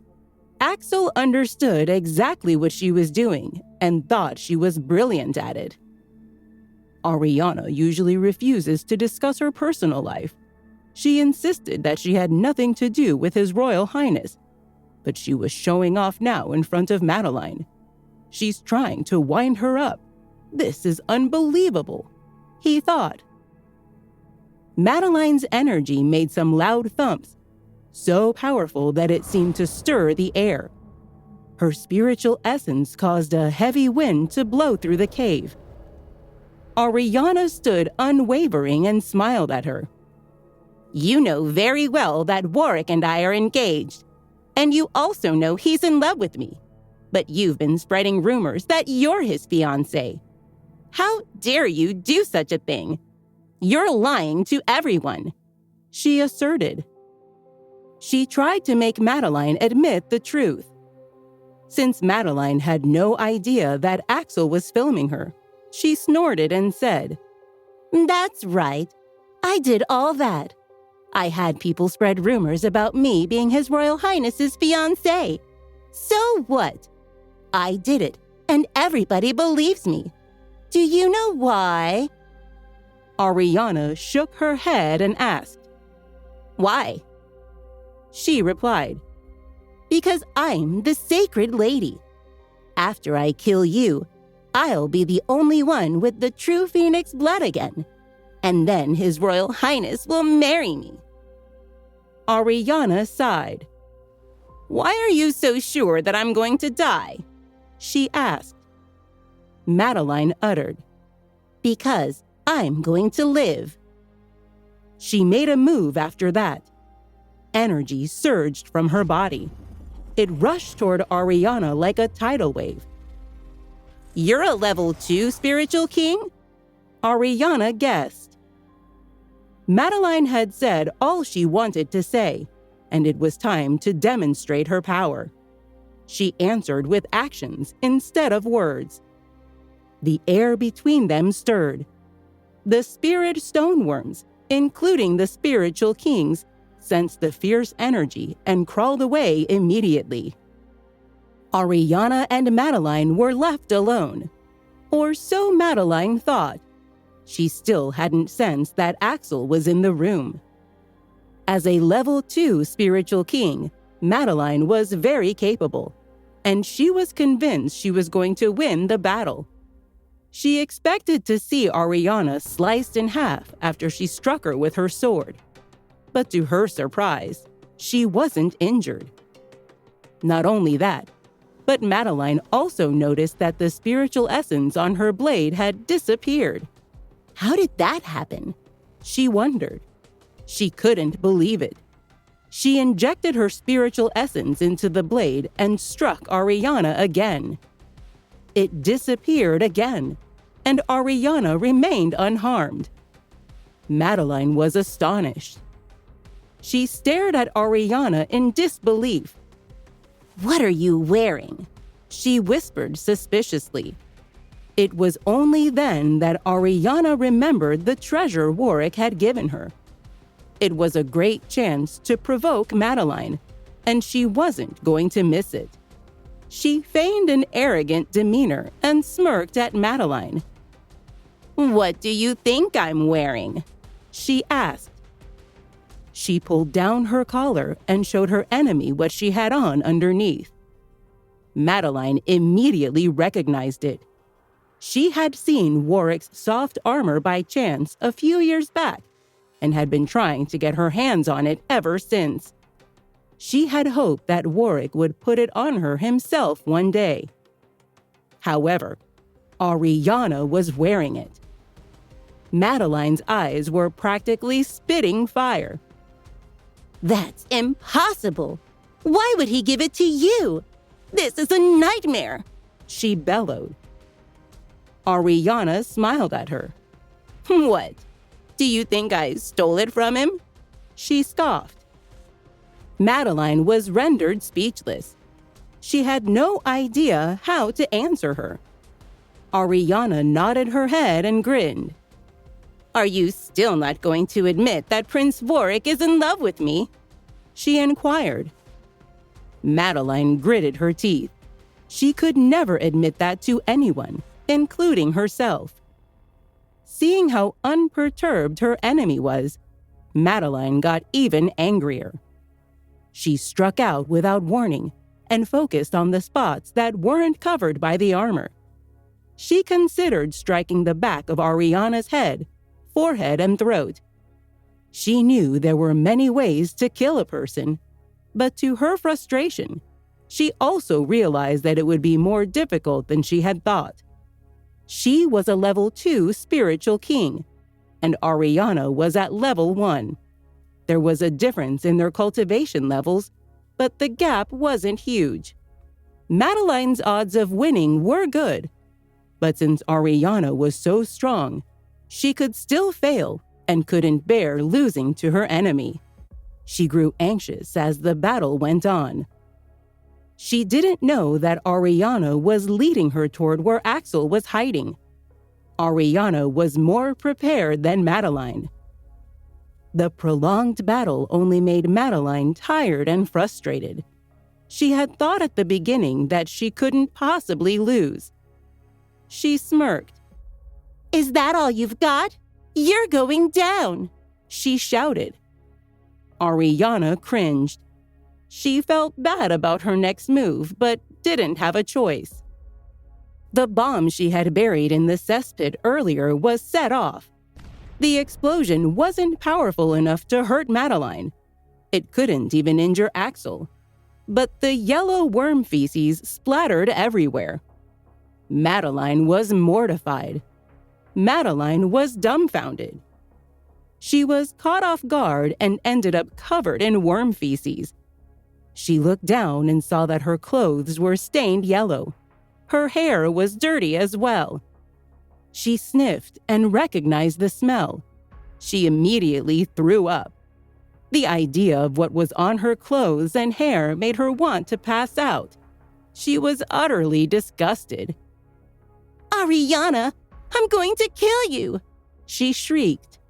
As her fury intensified, her spiritual essence surged, and her eyes glowed with hatred. Spiritual kings were very scary when they lost control, but Ariana was calm.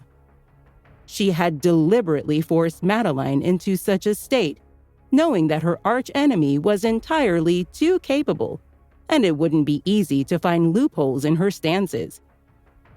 Ordinarily, fighting her would be disadvantageous for Ariana.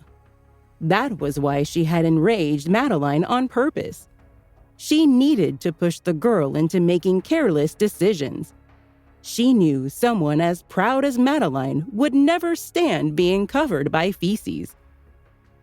Ariana had carefully chosen the spot, and Madeline had no idea how elaborate her plan was. She had taken the bait and walked into her trap. Madeline was shaking with anger. Her voice trembled as she screamed, Die! She kept attacking Ariana. All her stances were killing moves. Ariana ran so fast that she seemed to be wearing wheels. Madeline couldn't keep up.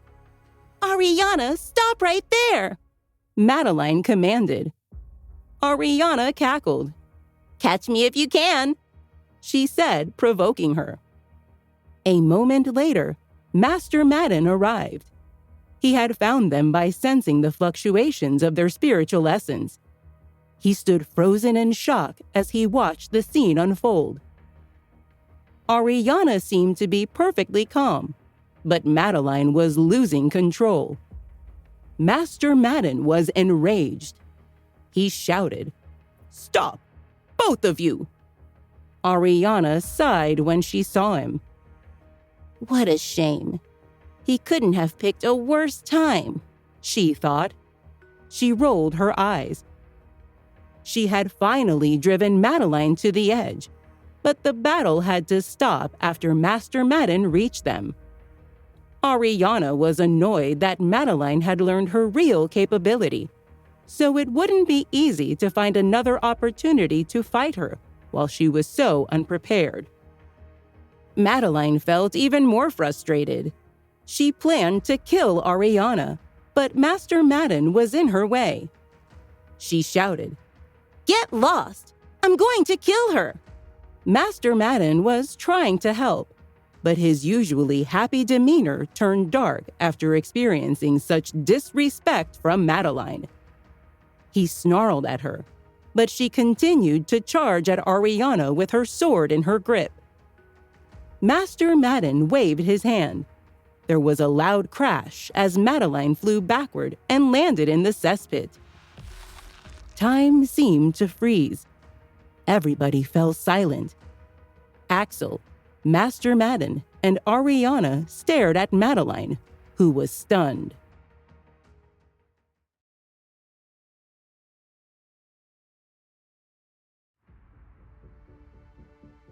Madeline thought so highly of herself. She couldn't believe she was covered in slimy, disgusting excretion. She retched and threw up several times. She was so dehydrated that she felt weak. When she went to stand up, she slipped and fell back down into the pit. More yellow liquid splashed everywhere. At that moment, she wanted to kill herself. Frustrated, she turned around and glared at Ariana, panting with hatred. Ariana figured Madeline would leave, clean herself up, and take her revenge later. However, she was wrong. Madeline rose to her feet, her eyes never leaving Ariana. Master Madden, get out of my way, she commanded.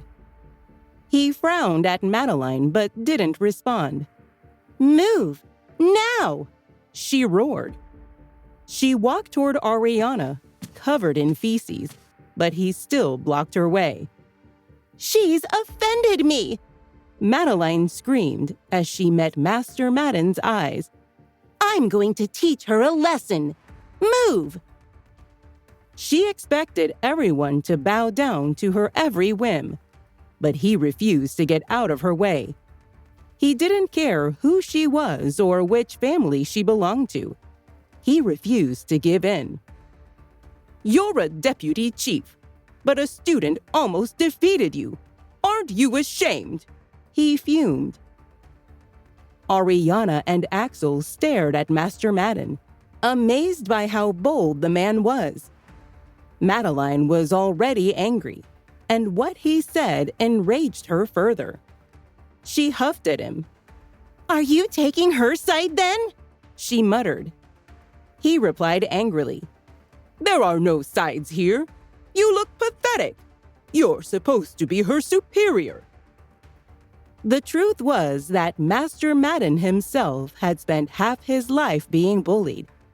As a result, he hated condescending geniuses. However, Madeline didn't know any of that. She even tried to persuade him to join her by offering him special treatment. If you move aside, you'll be a friend of the Monroe family and Celestial Palace. He was revolted by her arrogance. I don't care one iota about the Celestial Palace, he seethed. Madeline hadn't expected a rejection. She was so furious that she laughed. I'll remember what you said, she screamed. She turned to Ariana. As I said earlier, you're lucky. Master Madden is vouching for you, so you get to live another day. But he can't be there to look out for you all the time, she warned. She gave Ariana and Master Madden a final glance before marching off. Madeline had her merits. She could calm down immediately after she threw a tantrum. Once she cooled her head, she wouldn't be as easy to take care of. But Ariana wasn't scared. She had been able to start from scratch and catch up with Madeline in just a year.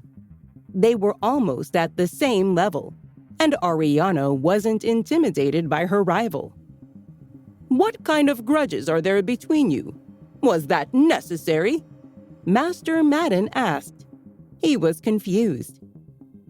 Master Madden and Ariana watched Madeline walk away.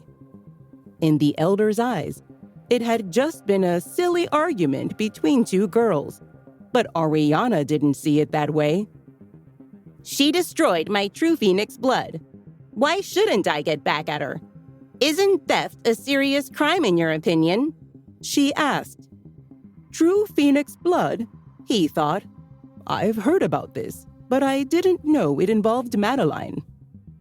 As he remembered how frustrated Madeline had been, he realized what had happened. Try not to be on your own from now on, he said gently, patting Ariana on the shoulder. The sound of a loud sneeze interrupted them. It was Axel. Master Madden hadn't realized that there was someone in the cesspit. A wave of embarrassment overwhelmed him. It was a major oversight for someone of his status. Ariana didn't notice his embarrassment. She was too busy thinking about her plan to use Axel's predicament to her advantage. Help me dig something out of the pit, and I'll make you a spiritual king, she said to the poor student. Axel wasn't impressed. The thought of having to bury his entire body in the feces was too big a price to pay in his eyes. However, Ariana wasn't lying. Making him a spiritual king was an easy task for her. She also knew that, of all the places Little Phoenix could bury the wine, the cesspit was the most logical. The essence of the spirit stoneworms was strongest in there. Wait! Master Madden cried out. I think that the spiritual essence of the worms has been absorbed by something else in the cesspit. Is that possible? Asked Axel. Not that he cared at that precise moment. I think you should try and find it, urged Master Madden. Axel sighed. If it's not in here, you'll pay for this, he said to Ariana. With that, he started to feel around the cesspit with his foot. While he was searching, Ariana ran off to find a bucket of water. Water was difficult to find inside the mine, but she quickly returned with a large bucketful, just as he found what they were looking for. He quickly pulled himself out of the cesspit and poured water all over himself to try and get rid of the suffocating smell. Meanwhile, Ariana cleaned the item that Axel had found. It was a box about the size of a basketball. Ariana opened it as soon as it was clean enough and found a porcelain bottle inside. It had a thin neck and a small bottom and wasn't big enough to hold much liquid. As soon as she opened it, Little Phoenix dashed out of her sleeve and started drinking from it. After 3 gulps, he finished drinking and handed the bottle to Sadie. Confused, the cub took the bottle and copied the bird. She took 3 gulps before she handed the bottle back to Ariana. "Don't disturb us for a while," said Little Phoenix as he and Sadie walked off.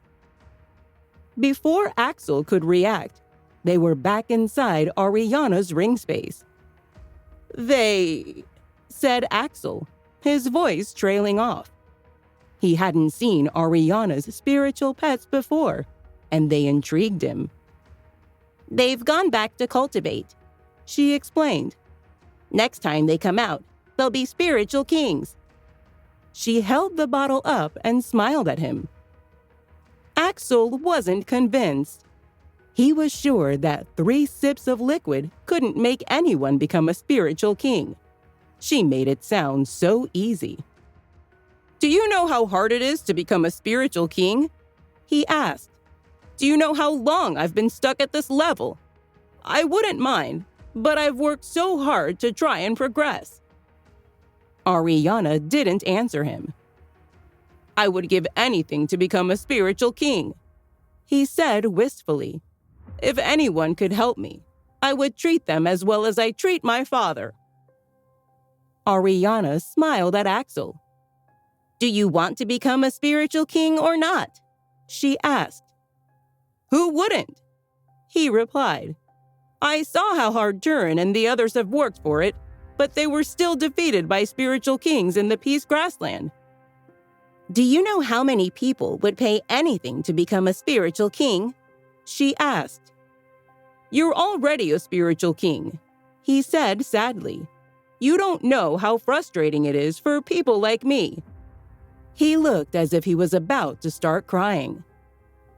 Ariana smiled and handed him the bottle. "Drink it," she said.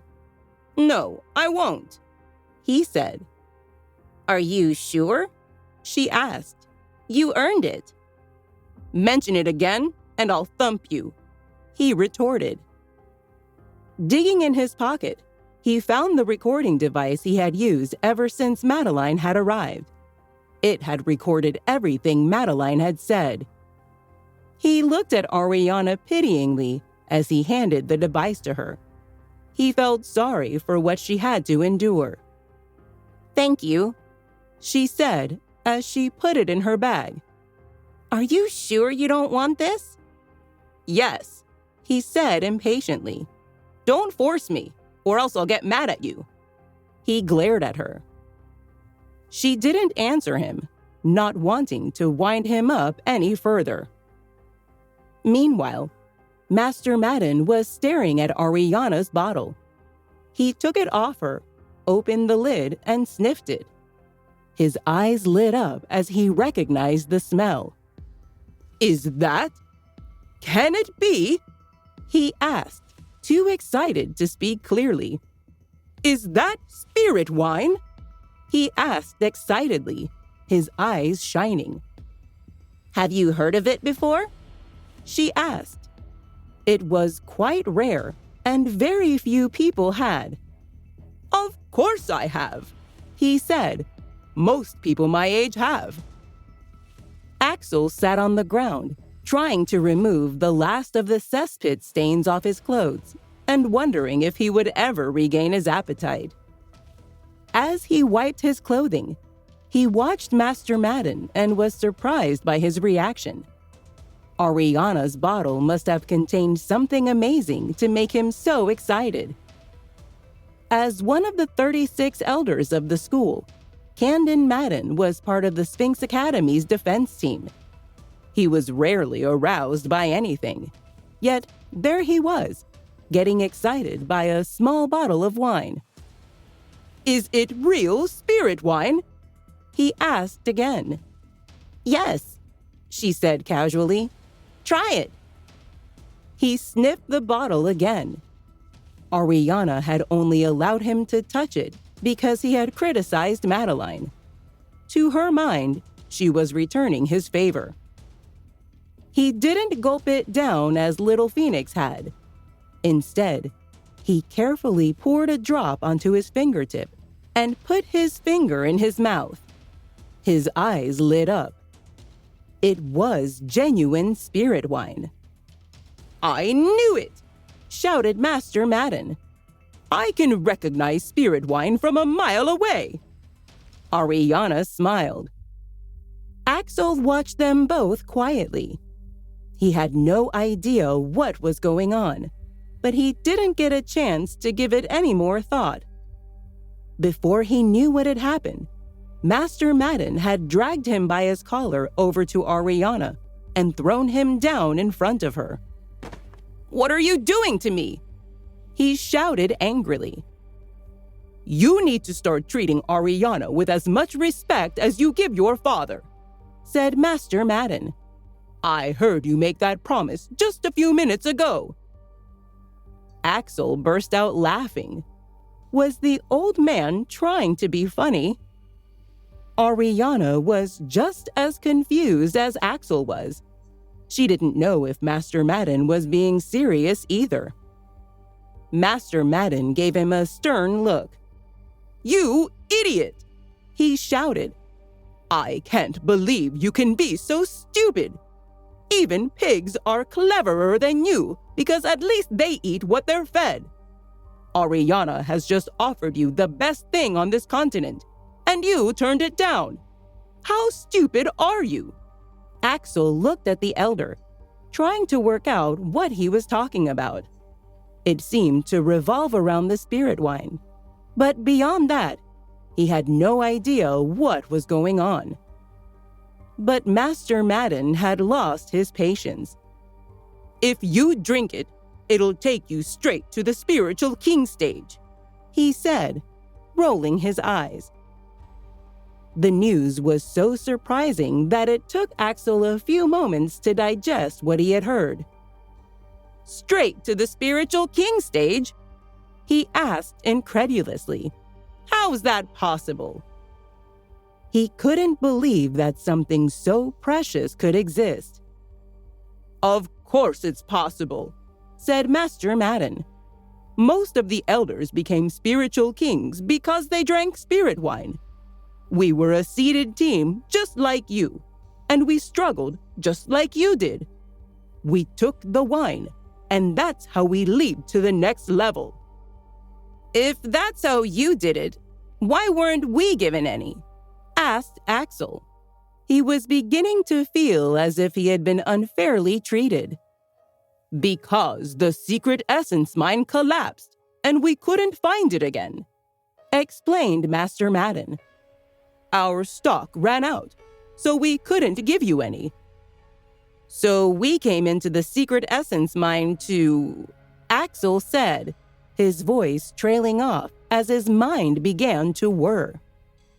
"We came here to train you as well as to search for spirit wine," he said. "However, I wasn't expecting to find any. Thanks to that cesspit, you found some." "I didn't find it," said Axel humbly. "Ariana told me where it was." He was quite happy to let Ariana take the credit. Both Master Madden and Ariana knew the importance of the spirit wine. It would help all of the team members progress from level 9 spiritual lords. But Master Madden knew it wasn't his place to offer it to anyone. Instead, he looked at Ariana questioningly, too afraid to speak.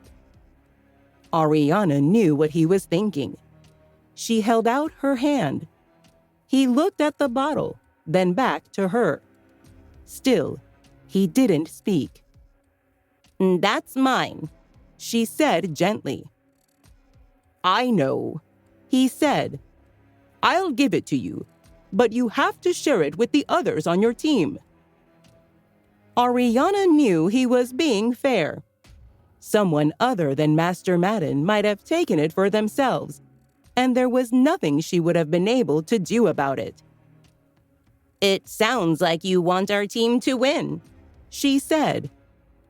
He sighed and handed it back to her.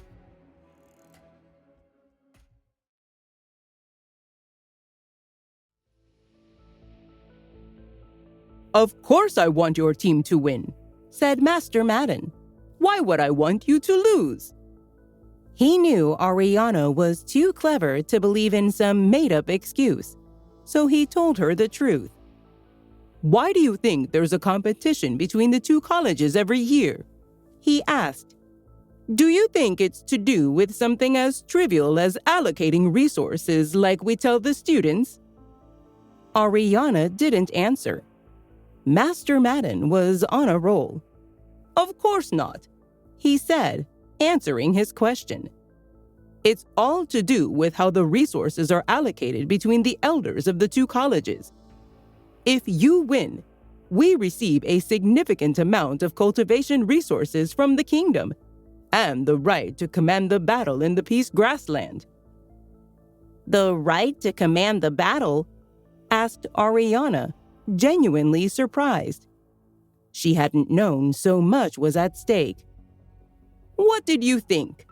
Said Master Madden. That everybody just fights on their own there? Of course, somebody has to command them. Isn't that General Victor Grace's job? Asked Ariana. The general was, in fact, her godfather. She was surprised to hear that other commanders were involved as well. Yes, it is, the elder confirmed. He oversees everything, such as making sure that cultivators only fight their equals. Ariana looked at him in confusion. She knew nothing about such things. For example, you're a spiritual king, so you can only go to the spiritual king battlefield in the grassland, he explained. If you entered spiritual lord territory, you'd be punished for it. Ariana's eyes widened. I didn't know such a rule existed, she said. Master Madden waved his hand. Why should you? You've never been to the Peace Grassland before, he said. He paused, torn between the need for secrecy and the need to persuade her to do the right thing. Why am I telling you this now? He said. Just remember, the competition is more than a game between students. It's a battle between two forces. All eyes will be on the two teams. The military academy's team already has 2 spiritual kings, and we only have you. We're at a severe disadvantage. He took a deep breath.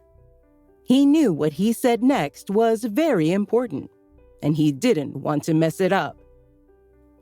Ariana, will you contribute to your college and make us proud? He asked her. Ariana sighed. It would take more than that to take the spirit wine from her. She took the bottle from him and put it in her bag.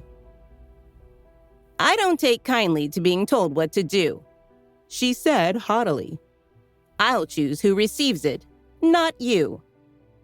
Ariana, this is a serious matter, he shouted, nettled by her response. What's it got to do with me? She asked, not impressed with his speech about the big picture. I wasn't born yesterday, she thought cynically. Then what do you want? He asked, desperate not to lose such an opportunity. She looked at him for a long time before she answered him. Madeline Monroe, she said simply.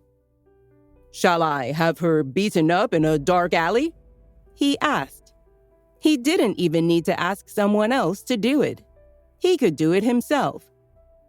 Where's the fun in that? She replied. What do you want then? He asked.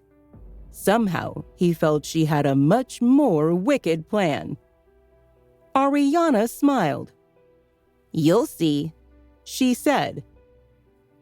Axel had watched the whole exchange wordlessly. It amazed him to see how she had so brazenly bargained with a college elder. It was as if no one intimidated her. Ordinary students revered tutors, deputy chiefs, and elders. But Ariana was no ordinary student. Axel watched her bargain with Master Madden. And she had the upper hand, too. He couldn't help but admire her courage.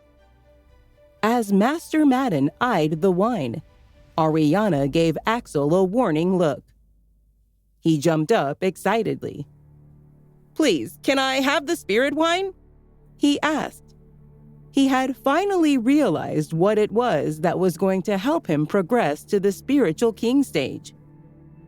"So now you want to become a spiritual king," she said with a smile, pleased that he had worked out what she had offered him.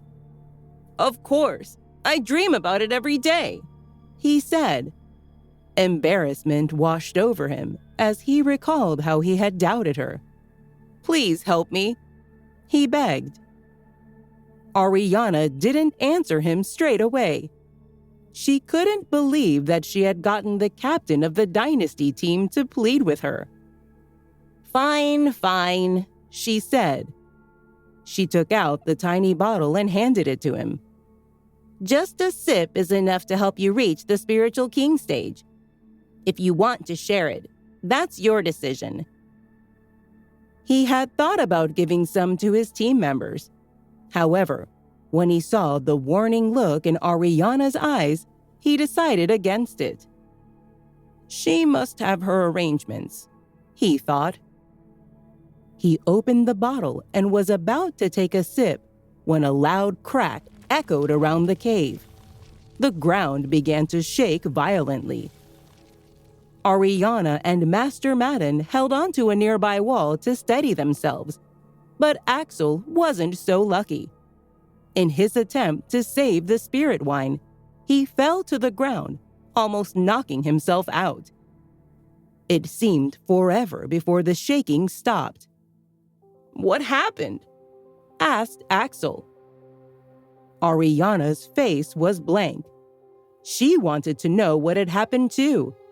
She would normally ask Little Phoenix, but he was cultivating and wouldn't be able to answer until he woke up.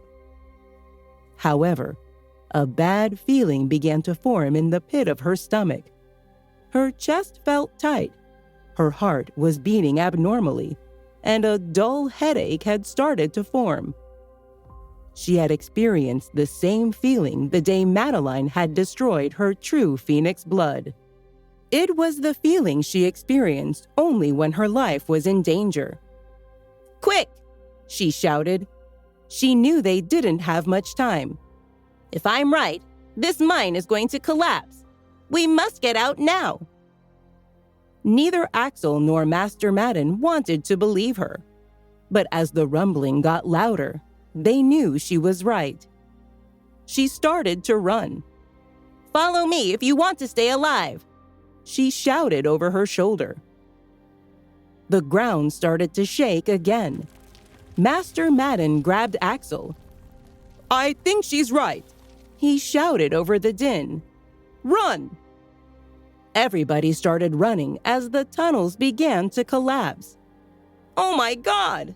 shouted Axel, trying his hardest not to panic. "The walls are falling. Why is this happening?" Even Master Madden looked nervous. "Follow me. I'll lead you out," said Ariana. She appeared remarkably calm. Axel looked at her doubtfully, but he knew that they didn't have many options. Following Ariana seemed to be the only plan they had. Led by Ariana, their escape went smoothly, but the others in the mine weren't so lucky. They had divided into 4 groups, while Madeline found her way out on her own. No one knew how she got out, but she managed with the help of a jade pendant that held a flame. She had carried the pendant for many years. It had first appeared the day Ariana had been born. News of its existence had traveled fast, intriguing the entire Mystic Kingdom, not least of all Madeline.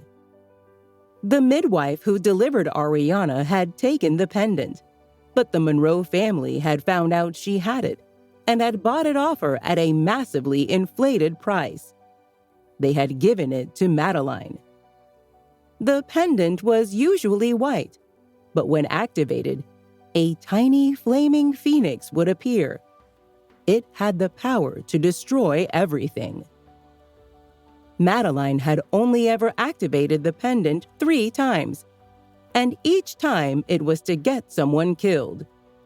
The tiny phoenix would emerge and help her carry out her fateful deed. As the cave began to shake even more violently, she gripped the pendant as hard as she could.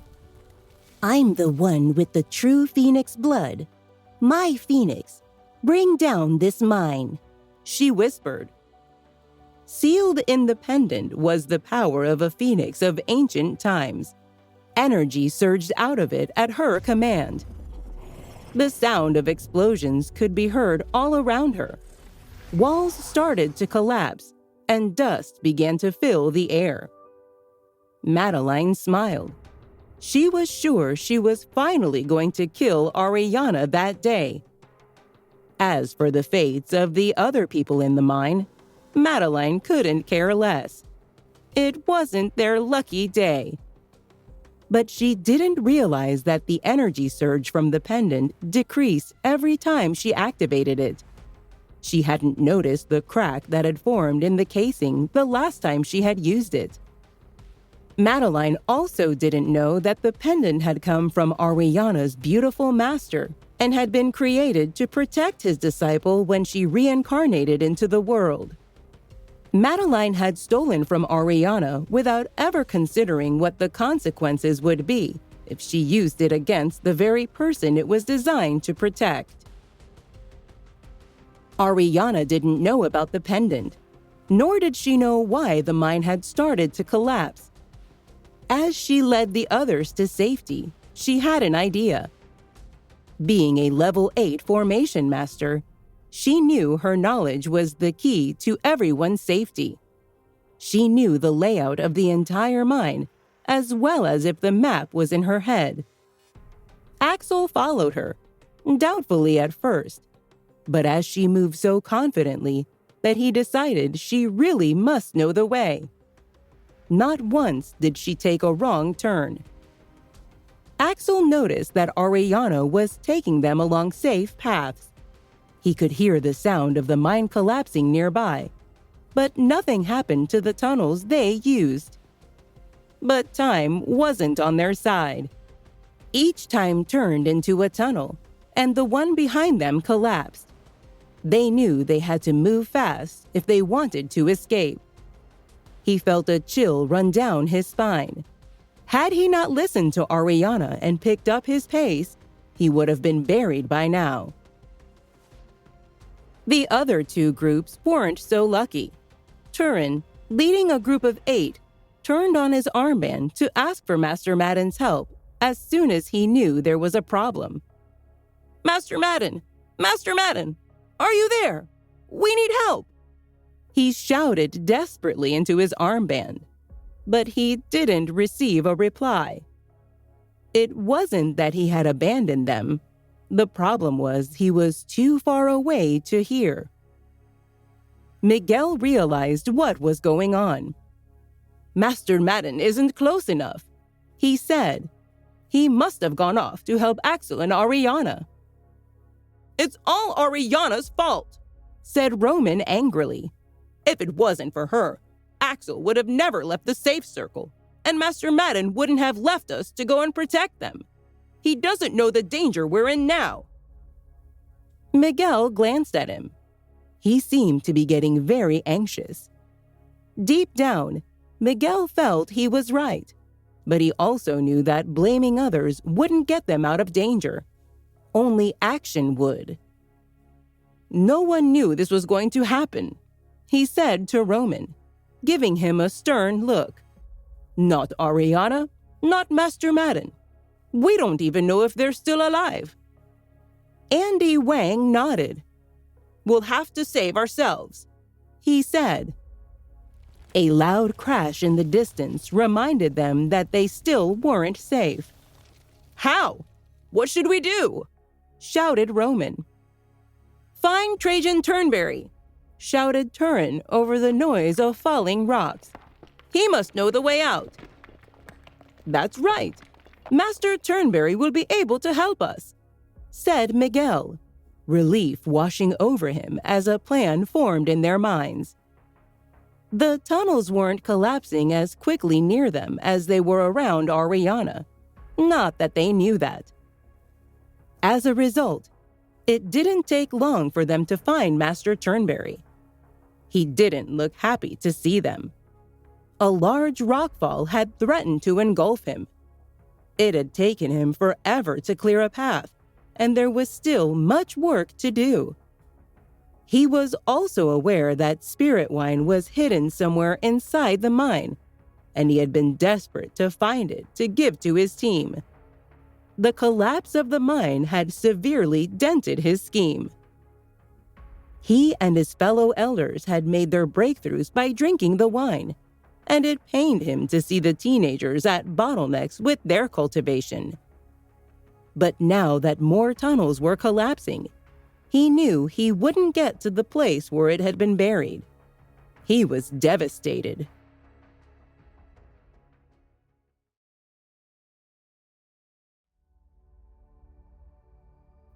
Master Turnberry, is the mine collapsing? Asked Turin. Yes, it is, said Master Turnberry as he moved rocks out of his way. But why? Asked Turin anxiously. Do you know where Master Madden is? What about Axel and Ariana? Master Turnberry didn't answer. Instead, he looked in the direction where most of the collapse was taking place. Turin paled. Master Turnberry didn't need to answer because the look on his face was enough. You need to get to safety, he said. Don't worry about them. We'll be safe if we go with you, said Turin. No, I don't have the time to look after you, the elder replied. With that, he ran off in the direction of where he thought Master Madden was. However, he had only walked a few steps before rocks began to fall again. The collapse had reached their area. As he tried to dodge a rock, he fell heavily. The others rushed over and helped him to his feet, just as more rocks fell from above. Master Turnberry, do you think Master Madden? Said Miguel, his voice trailing off as the magnitude of what had happened hit him. Turin didn't answer. He climbed to a higher spot and looked into the distance. The whole area was in ruins. He turned back and looked at them sadly before he climbed back down to join them. Master Turnberry, are you okay? Asked Turin, his face full of concern. They will have been buried, said Master Turnberry. He looked 10 years older. I don't think they will have survived. The group of young men looked at him in utter horror. He took a deep breath and went on. We're in grave danger ourselves, he said. We must get out as soon as possible. Are we going to give up on them? Asked Andy. Before Master Turnberry could answer, Mr. Ortega stepped in. Do you think he doesn't want to save them? He asked impatiently. He can't. The collapse started right by them. Do you know how dangerous it would be to go in that direction now? Despair spread over the group as the magnitude of his words sank in. To make it worse, now that there have been rockfalls, we don't know how to reach them. He continued. We could easily get lost and die in there.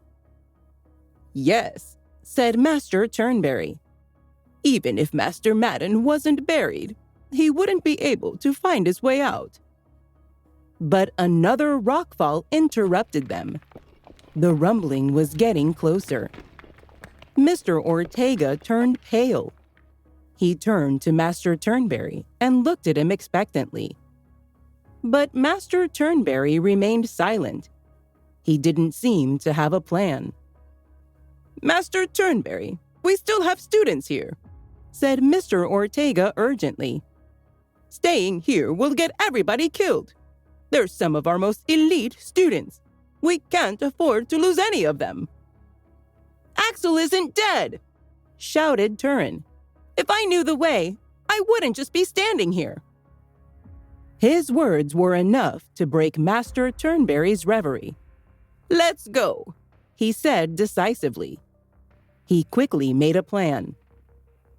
He encouraged Mr. Ortega to lead the way because he knew the tutor was familiar with that part of the cave and wouldn't get lost. He then began to round up the students and usher them behind their guide. Reluctantly, the students followed. They knew they couldn't stay. More rocks started to fall on their heads. The tunnels were collapsing rapidly. "Where's Miss Monroe?" asked Master Turnberry. He had forgotten about her. Mr. Ortega looked around. He had forgotten about her too. "She said she was going to help Ariana," he said. "Then I'm afraid she will have been buried as well," said Master Turnberry. The students didn't appear to be too upset by the news.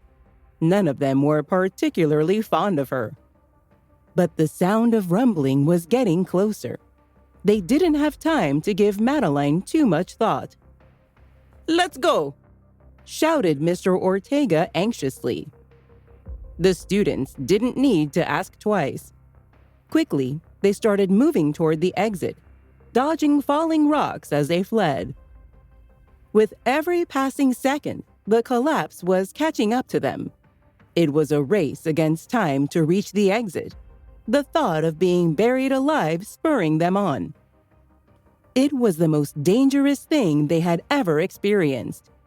With every stride, Mr. Ortega was getting increasingly worried. The students appeared to be hesitating. It was almost as if they were deliberately going slowly in the hope of finding people to save. He was convinced that he would have been out far earlier had they not delayed him. He was still complaining to himself when he heard a loud voice. It was Turin. "Why haven't we reached the exit yet?" he shouted at the top of his voice. Any quieter and he wouldn't have been heard. Everybody was running as fast as they could, but as they ran, they realized that he had a point. They should have been out long ago. It was almost as if the tunnels were never ending. Mr. Ortega slowed. His mind began to whir as he considered the possibility that he might have taken a wrong turn. "Mr. Ortega, you haven't led us in the wrong direction, have you?" asked Turin. It was almost as if he had read his mind. The tutor thought carefully. As he cast his mind back over the route they had taken, he realized that he had indeed taken a wrong turn. "Mr. Ortega?" said Turin again, pressing him for an answer. The older man didn't answer. He turned to Master Turnberry and looked at him helplessly as a wave of panic washed over him. "Turin, he stammered, too overwhelmed to speak properly. Master Turnberry looked at him furiously.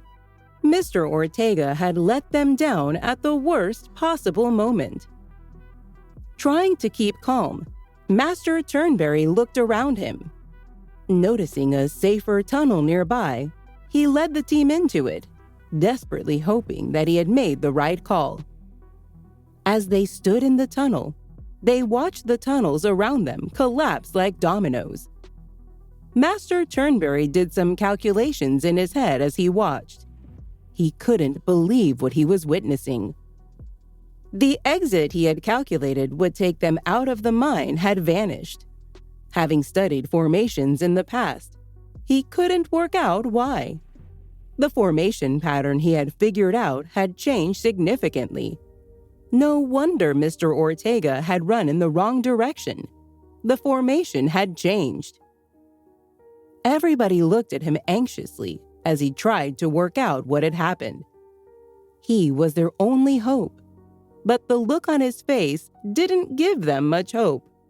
He looked desperately troubled. Everyone looked at one another nervously. They knew it would only be a matter of time before the collapse reached their tunnel. Eventually, the elder spoke. "It won't be easy to find the path now," he said, his voice hoarse. Despair washed over the team as they realized the magnitude of Master Turnberry's words. They had all placed their trust in him. "Are you saying we'll not be able to get out?" asked Turin. He hadn't had to shout. The noise had died down, but everyone knew it would start again soon. "The formation in the secret essence mine is extremely complicated," the elder said, continuing. "Solving it has been much harder than I expected. I thought the area I explored would remain safe, but when the formation changed, everything changed with it." "Is the formation in here continually changing?" asked Miguel. Master Turnberry nodded. "We're finished!" howled Roman. "We can't get out!" "Why is this happening? I thought we were—" stammered Miguel, panic beginning to overwhelm him. Mr. Ortega glared at them. "The formation has changed," he said sharply. "It means the paths have changed with it. We need to find a new way out." The students looked at one another in despair. "What should we do now?" asked Miguel as he looked at the two masters. "It took us days to find that path." But a loud crash stopped any chance of an answer. It was the sound of their tunnel collapsing. "The tunnel is coming down!" yelled Mr. Ortega. "Master Turnberry, what should we do? We're going to be buried!" The tutor didn't answer. He had no idea what to do. "I could find the way out if I had 2 more days. But now," he said, his voice trailing off. He turned in the direction of the noise. The rumbling was getting closer and closer. They had about 2 minutes, not 2 days. His shoulders sagged. He turned back to the students.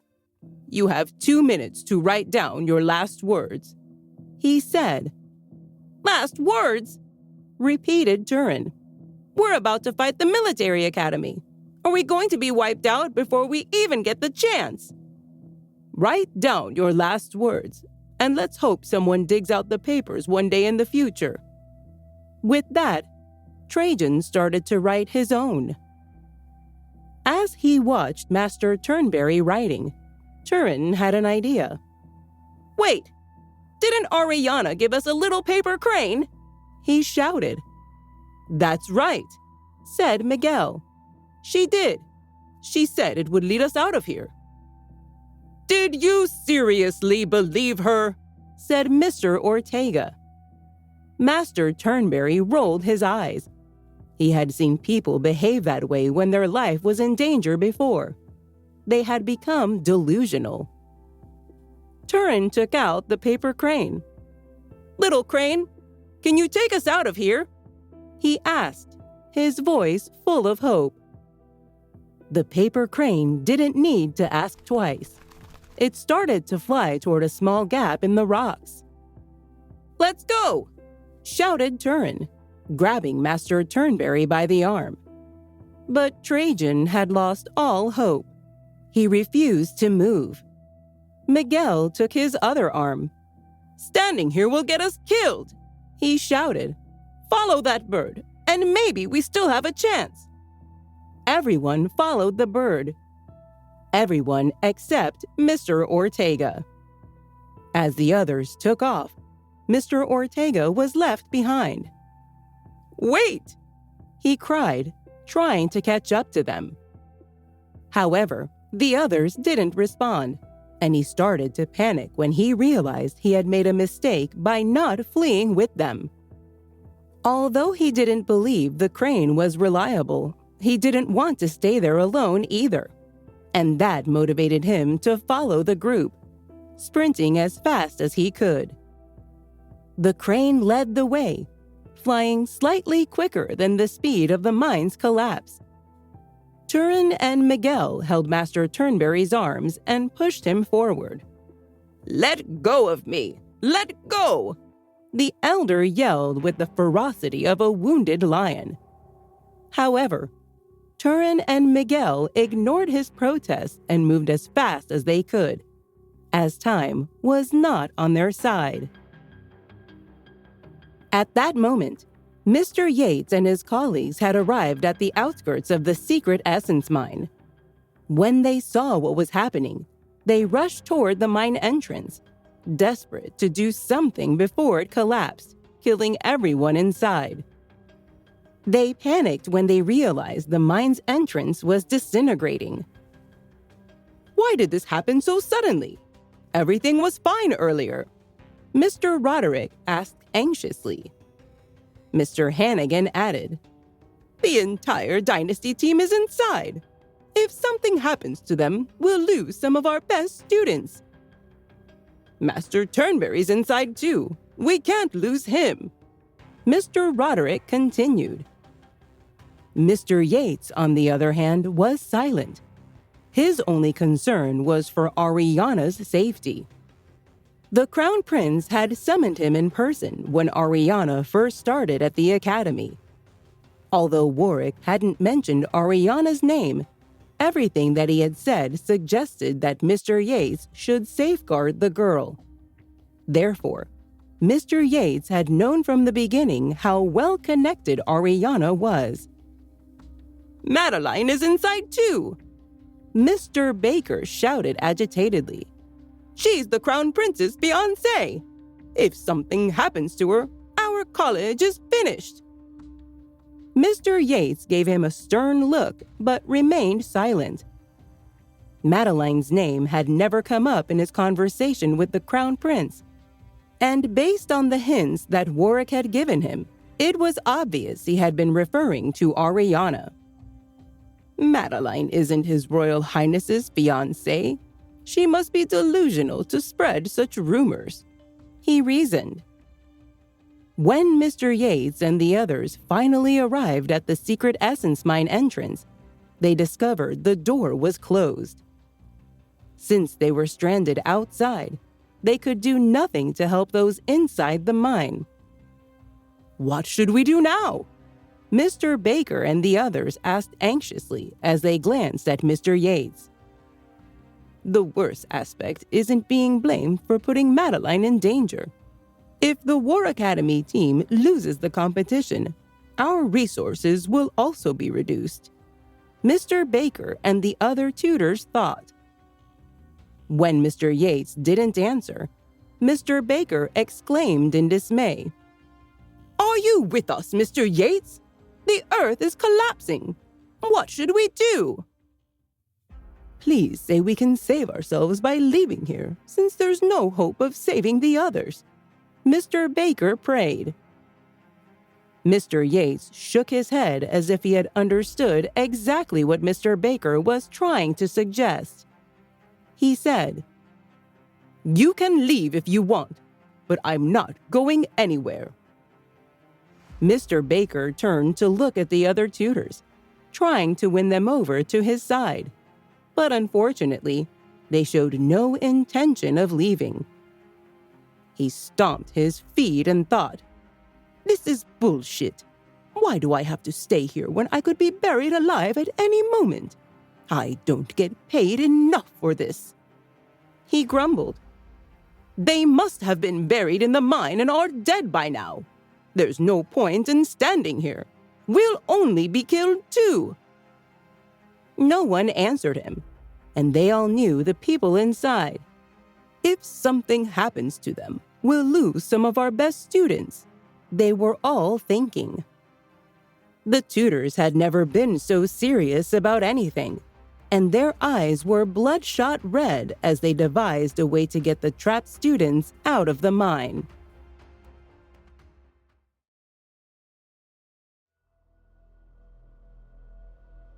Suddenly, the tutors noticed a figure charging out the door. Everybody was thrilled when they saw that it was a student. Madeline, is that you? Mr. Yates asked as he and the others ran excitedly to her side. Madeline didn't look well. Her clothes and body were covered with dust, dried blood, and slime. Mr. Yates immediately asked, "What's going on inside? Where are the others?" Madeline struggled to stand straight, took a deep breath, and said gravely, They. "What happened to them?" Everybody yelled as they anxiously awaited her reply. "Speak!" Mr. Baker shouted. Madeline continued, They're stuck there, all thanks to Ariana. If she'd listened to Master Turnberry and remained in the area she was supposed to, the mine would have never collapsed." "What? Was Ariana the cause of it? I told you already that Ariana's trouble. Now you know I'm right," Mr. Baker said in a gloating tone. Mr. Yates frowned, stared at Madeline, and asked, "Where are the others?" Ariana took everybody with her. I couldn't stop them. They wouldn't listen to me and go away with her. They've all been buried down there. They're all dead," Madeline said through gritted teeth. She assumed that since everyone was dead, she could make up any tale she wanted without fear of being exposed as a liar. Mr. Yates gasped and asked, "Has everyone been buried alive, including Ariana?" Before she could answer, he swayed and dropped to his knees, imagining what the Crown Prince would do to him. "Mr. Yates!" Everybody exclaimed as they helped him up. It was such a hard blow. Although Madeline had come out alive, the Sphinx Academy still couldn't afford the loss of so many talented students. With relief, Mr. Baker said, "At least His Royal Highness won't blame us." He turned to Madeline and added, "I'm so happy to see you. Otherwise, it would be the end of Sphinx Academy." Madeline smirked inwardly at the prospect of the Crown Prince eventually choosing her, now that Ariana was no longer alive. Her imagination told her, Now I can marry the Crown Prince, give him children, and become queen one day." However, Mr. Yates shouted, "His Royal Highness will make us pay! He'll probably kill us!" Everybody gave him strange looks, as they didn't understand what he was talking about. "Madeline is alive. Why would the Crown Prince kill us?" Mr. Baker asked in a confused tone. Meanwhile, Madeline stared at Mr. Yates and wondered, Does he know something I don't?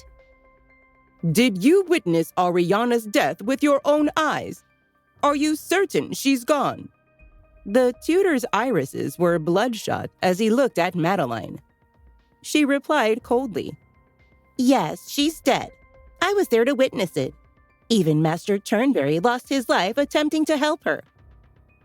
Mr. Baker became enraged when he learned that Master Turnberry had died while attempting to save Ariana. He growled, "That Ariana got so many people killed just because she thought she had a little talent. I warned you before about her ruining the reputation of our school, but nobody listened to me. No one ever does. To possess talent but no moral integrity will get people killed." Madeline smiled viciously as her plan was working perfectly. She loved that Mr. Baker was doing all the work by accusing Ariana without her having to do anything.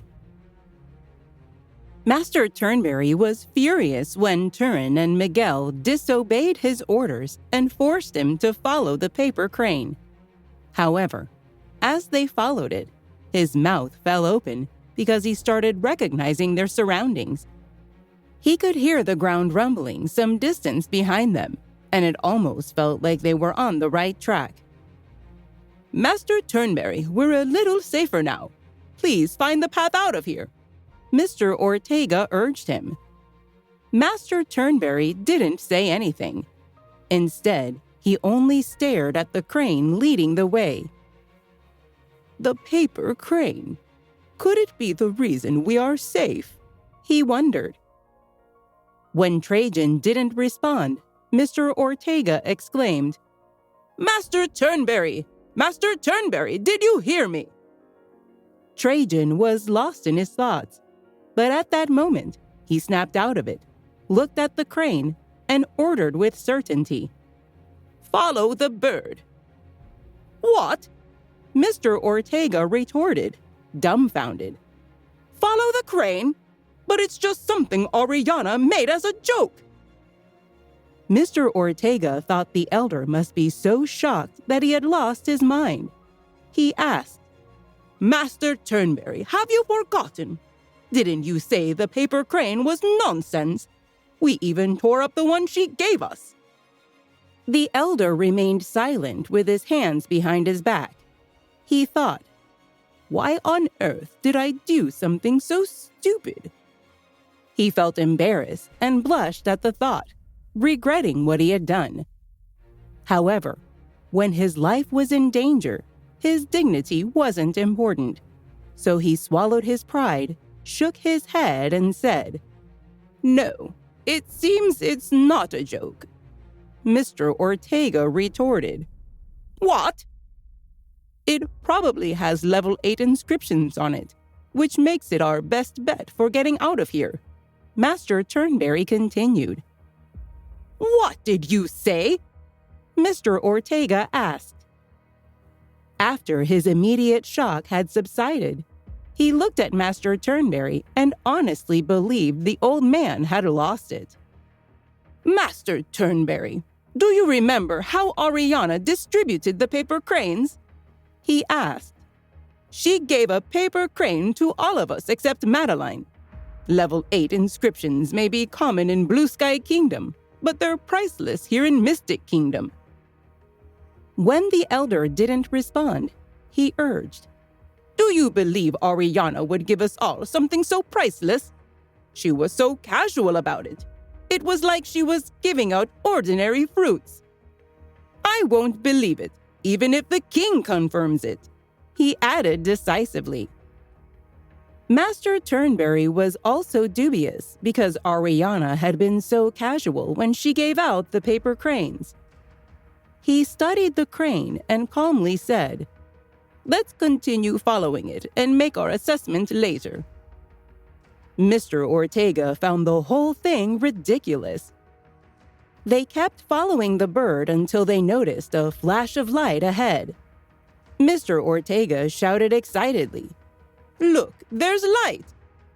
The underground tunnels were pitch black, and they had been using torches to move around. The light meant only one thing. "Is the exit up ahead?" Turin asked as he was equally excited.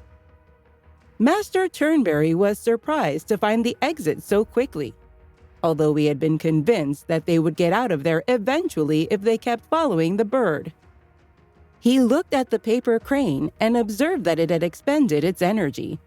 It wavered and morphed into a small ball of flame. Before they could do anything, the paper crane had disappeared. Master Turnberry dashed forward, attempting to grab any residual traces of it, but all that was left was smoke, which disappeared into thin air. His attention was drawn from the bird when Mr. Ortega yelled excitedly, "Master Turnberry, we found our way out! We're going to live!" Seeing that Master Turnberry was still standing there, he grabbed the old man's arm and dragged him out of the tunnel. Mr. Yates and the other tutors who were gathered outside jumped in fright when the group charged out of the door. Madeline was the most astonished of them all, as she knew what their survival meant for her. "Oh, for goodness sake, why couldn't they stay dead?" she thought. Mr. Yates and the tutors were thrilled to see Master Turnberry. They immediately gathered around him, crying out in joy, "Master Turnberry, you're still alive!" "Thank goodness." Master Turnberry was exhausted from all the running. He looked pale and weak. Mr. Yates wasted no time as he counted the people around him. 3 people are missing. They must still be inside, he said.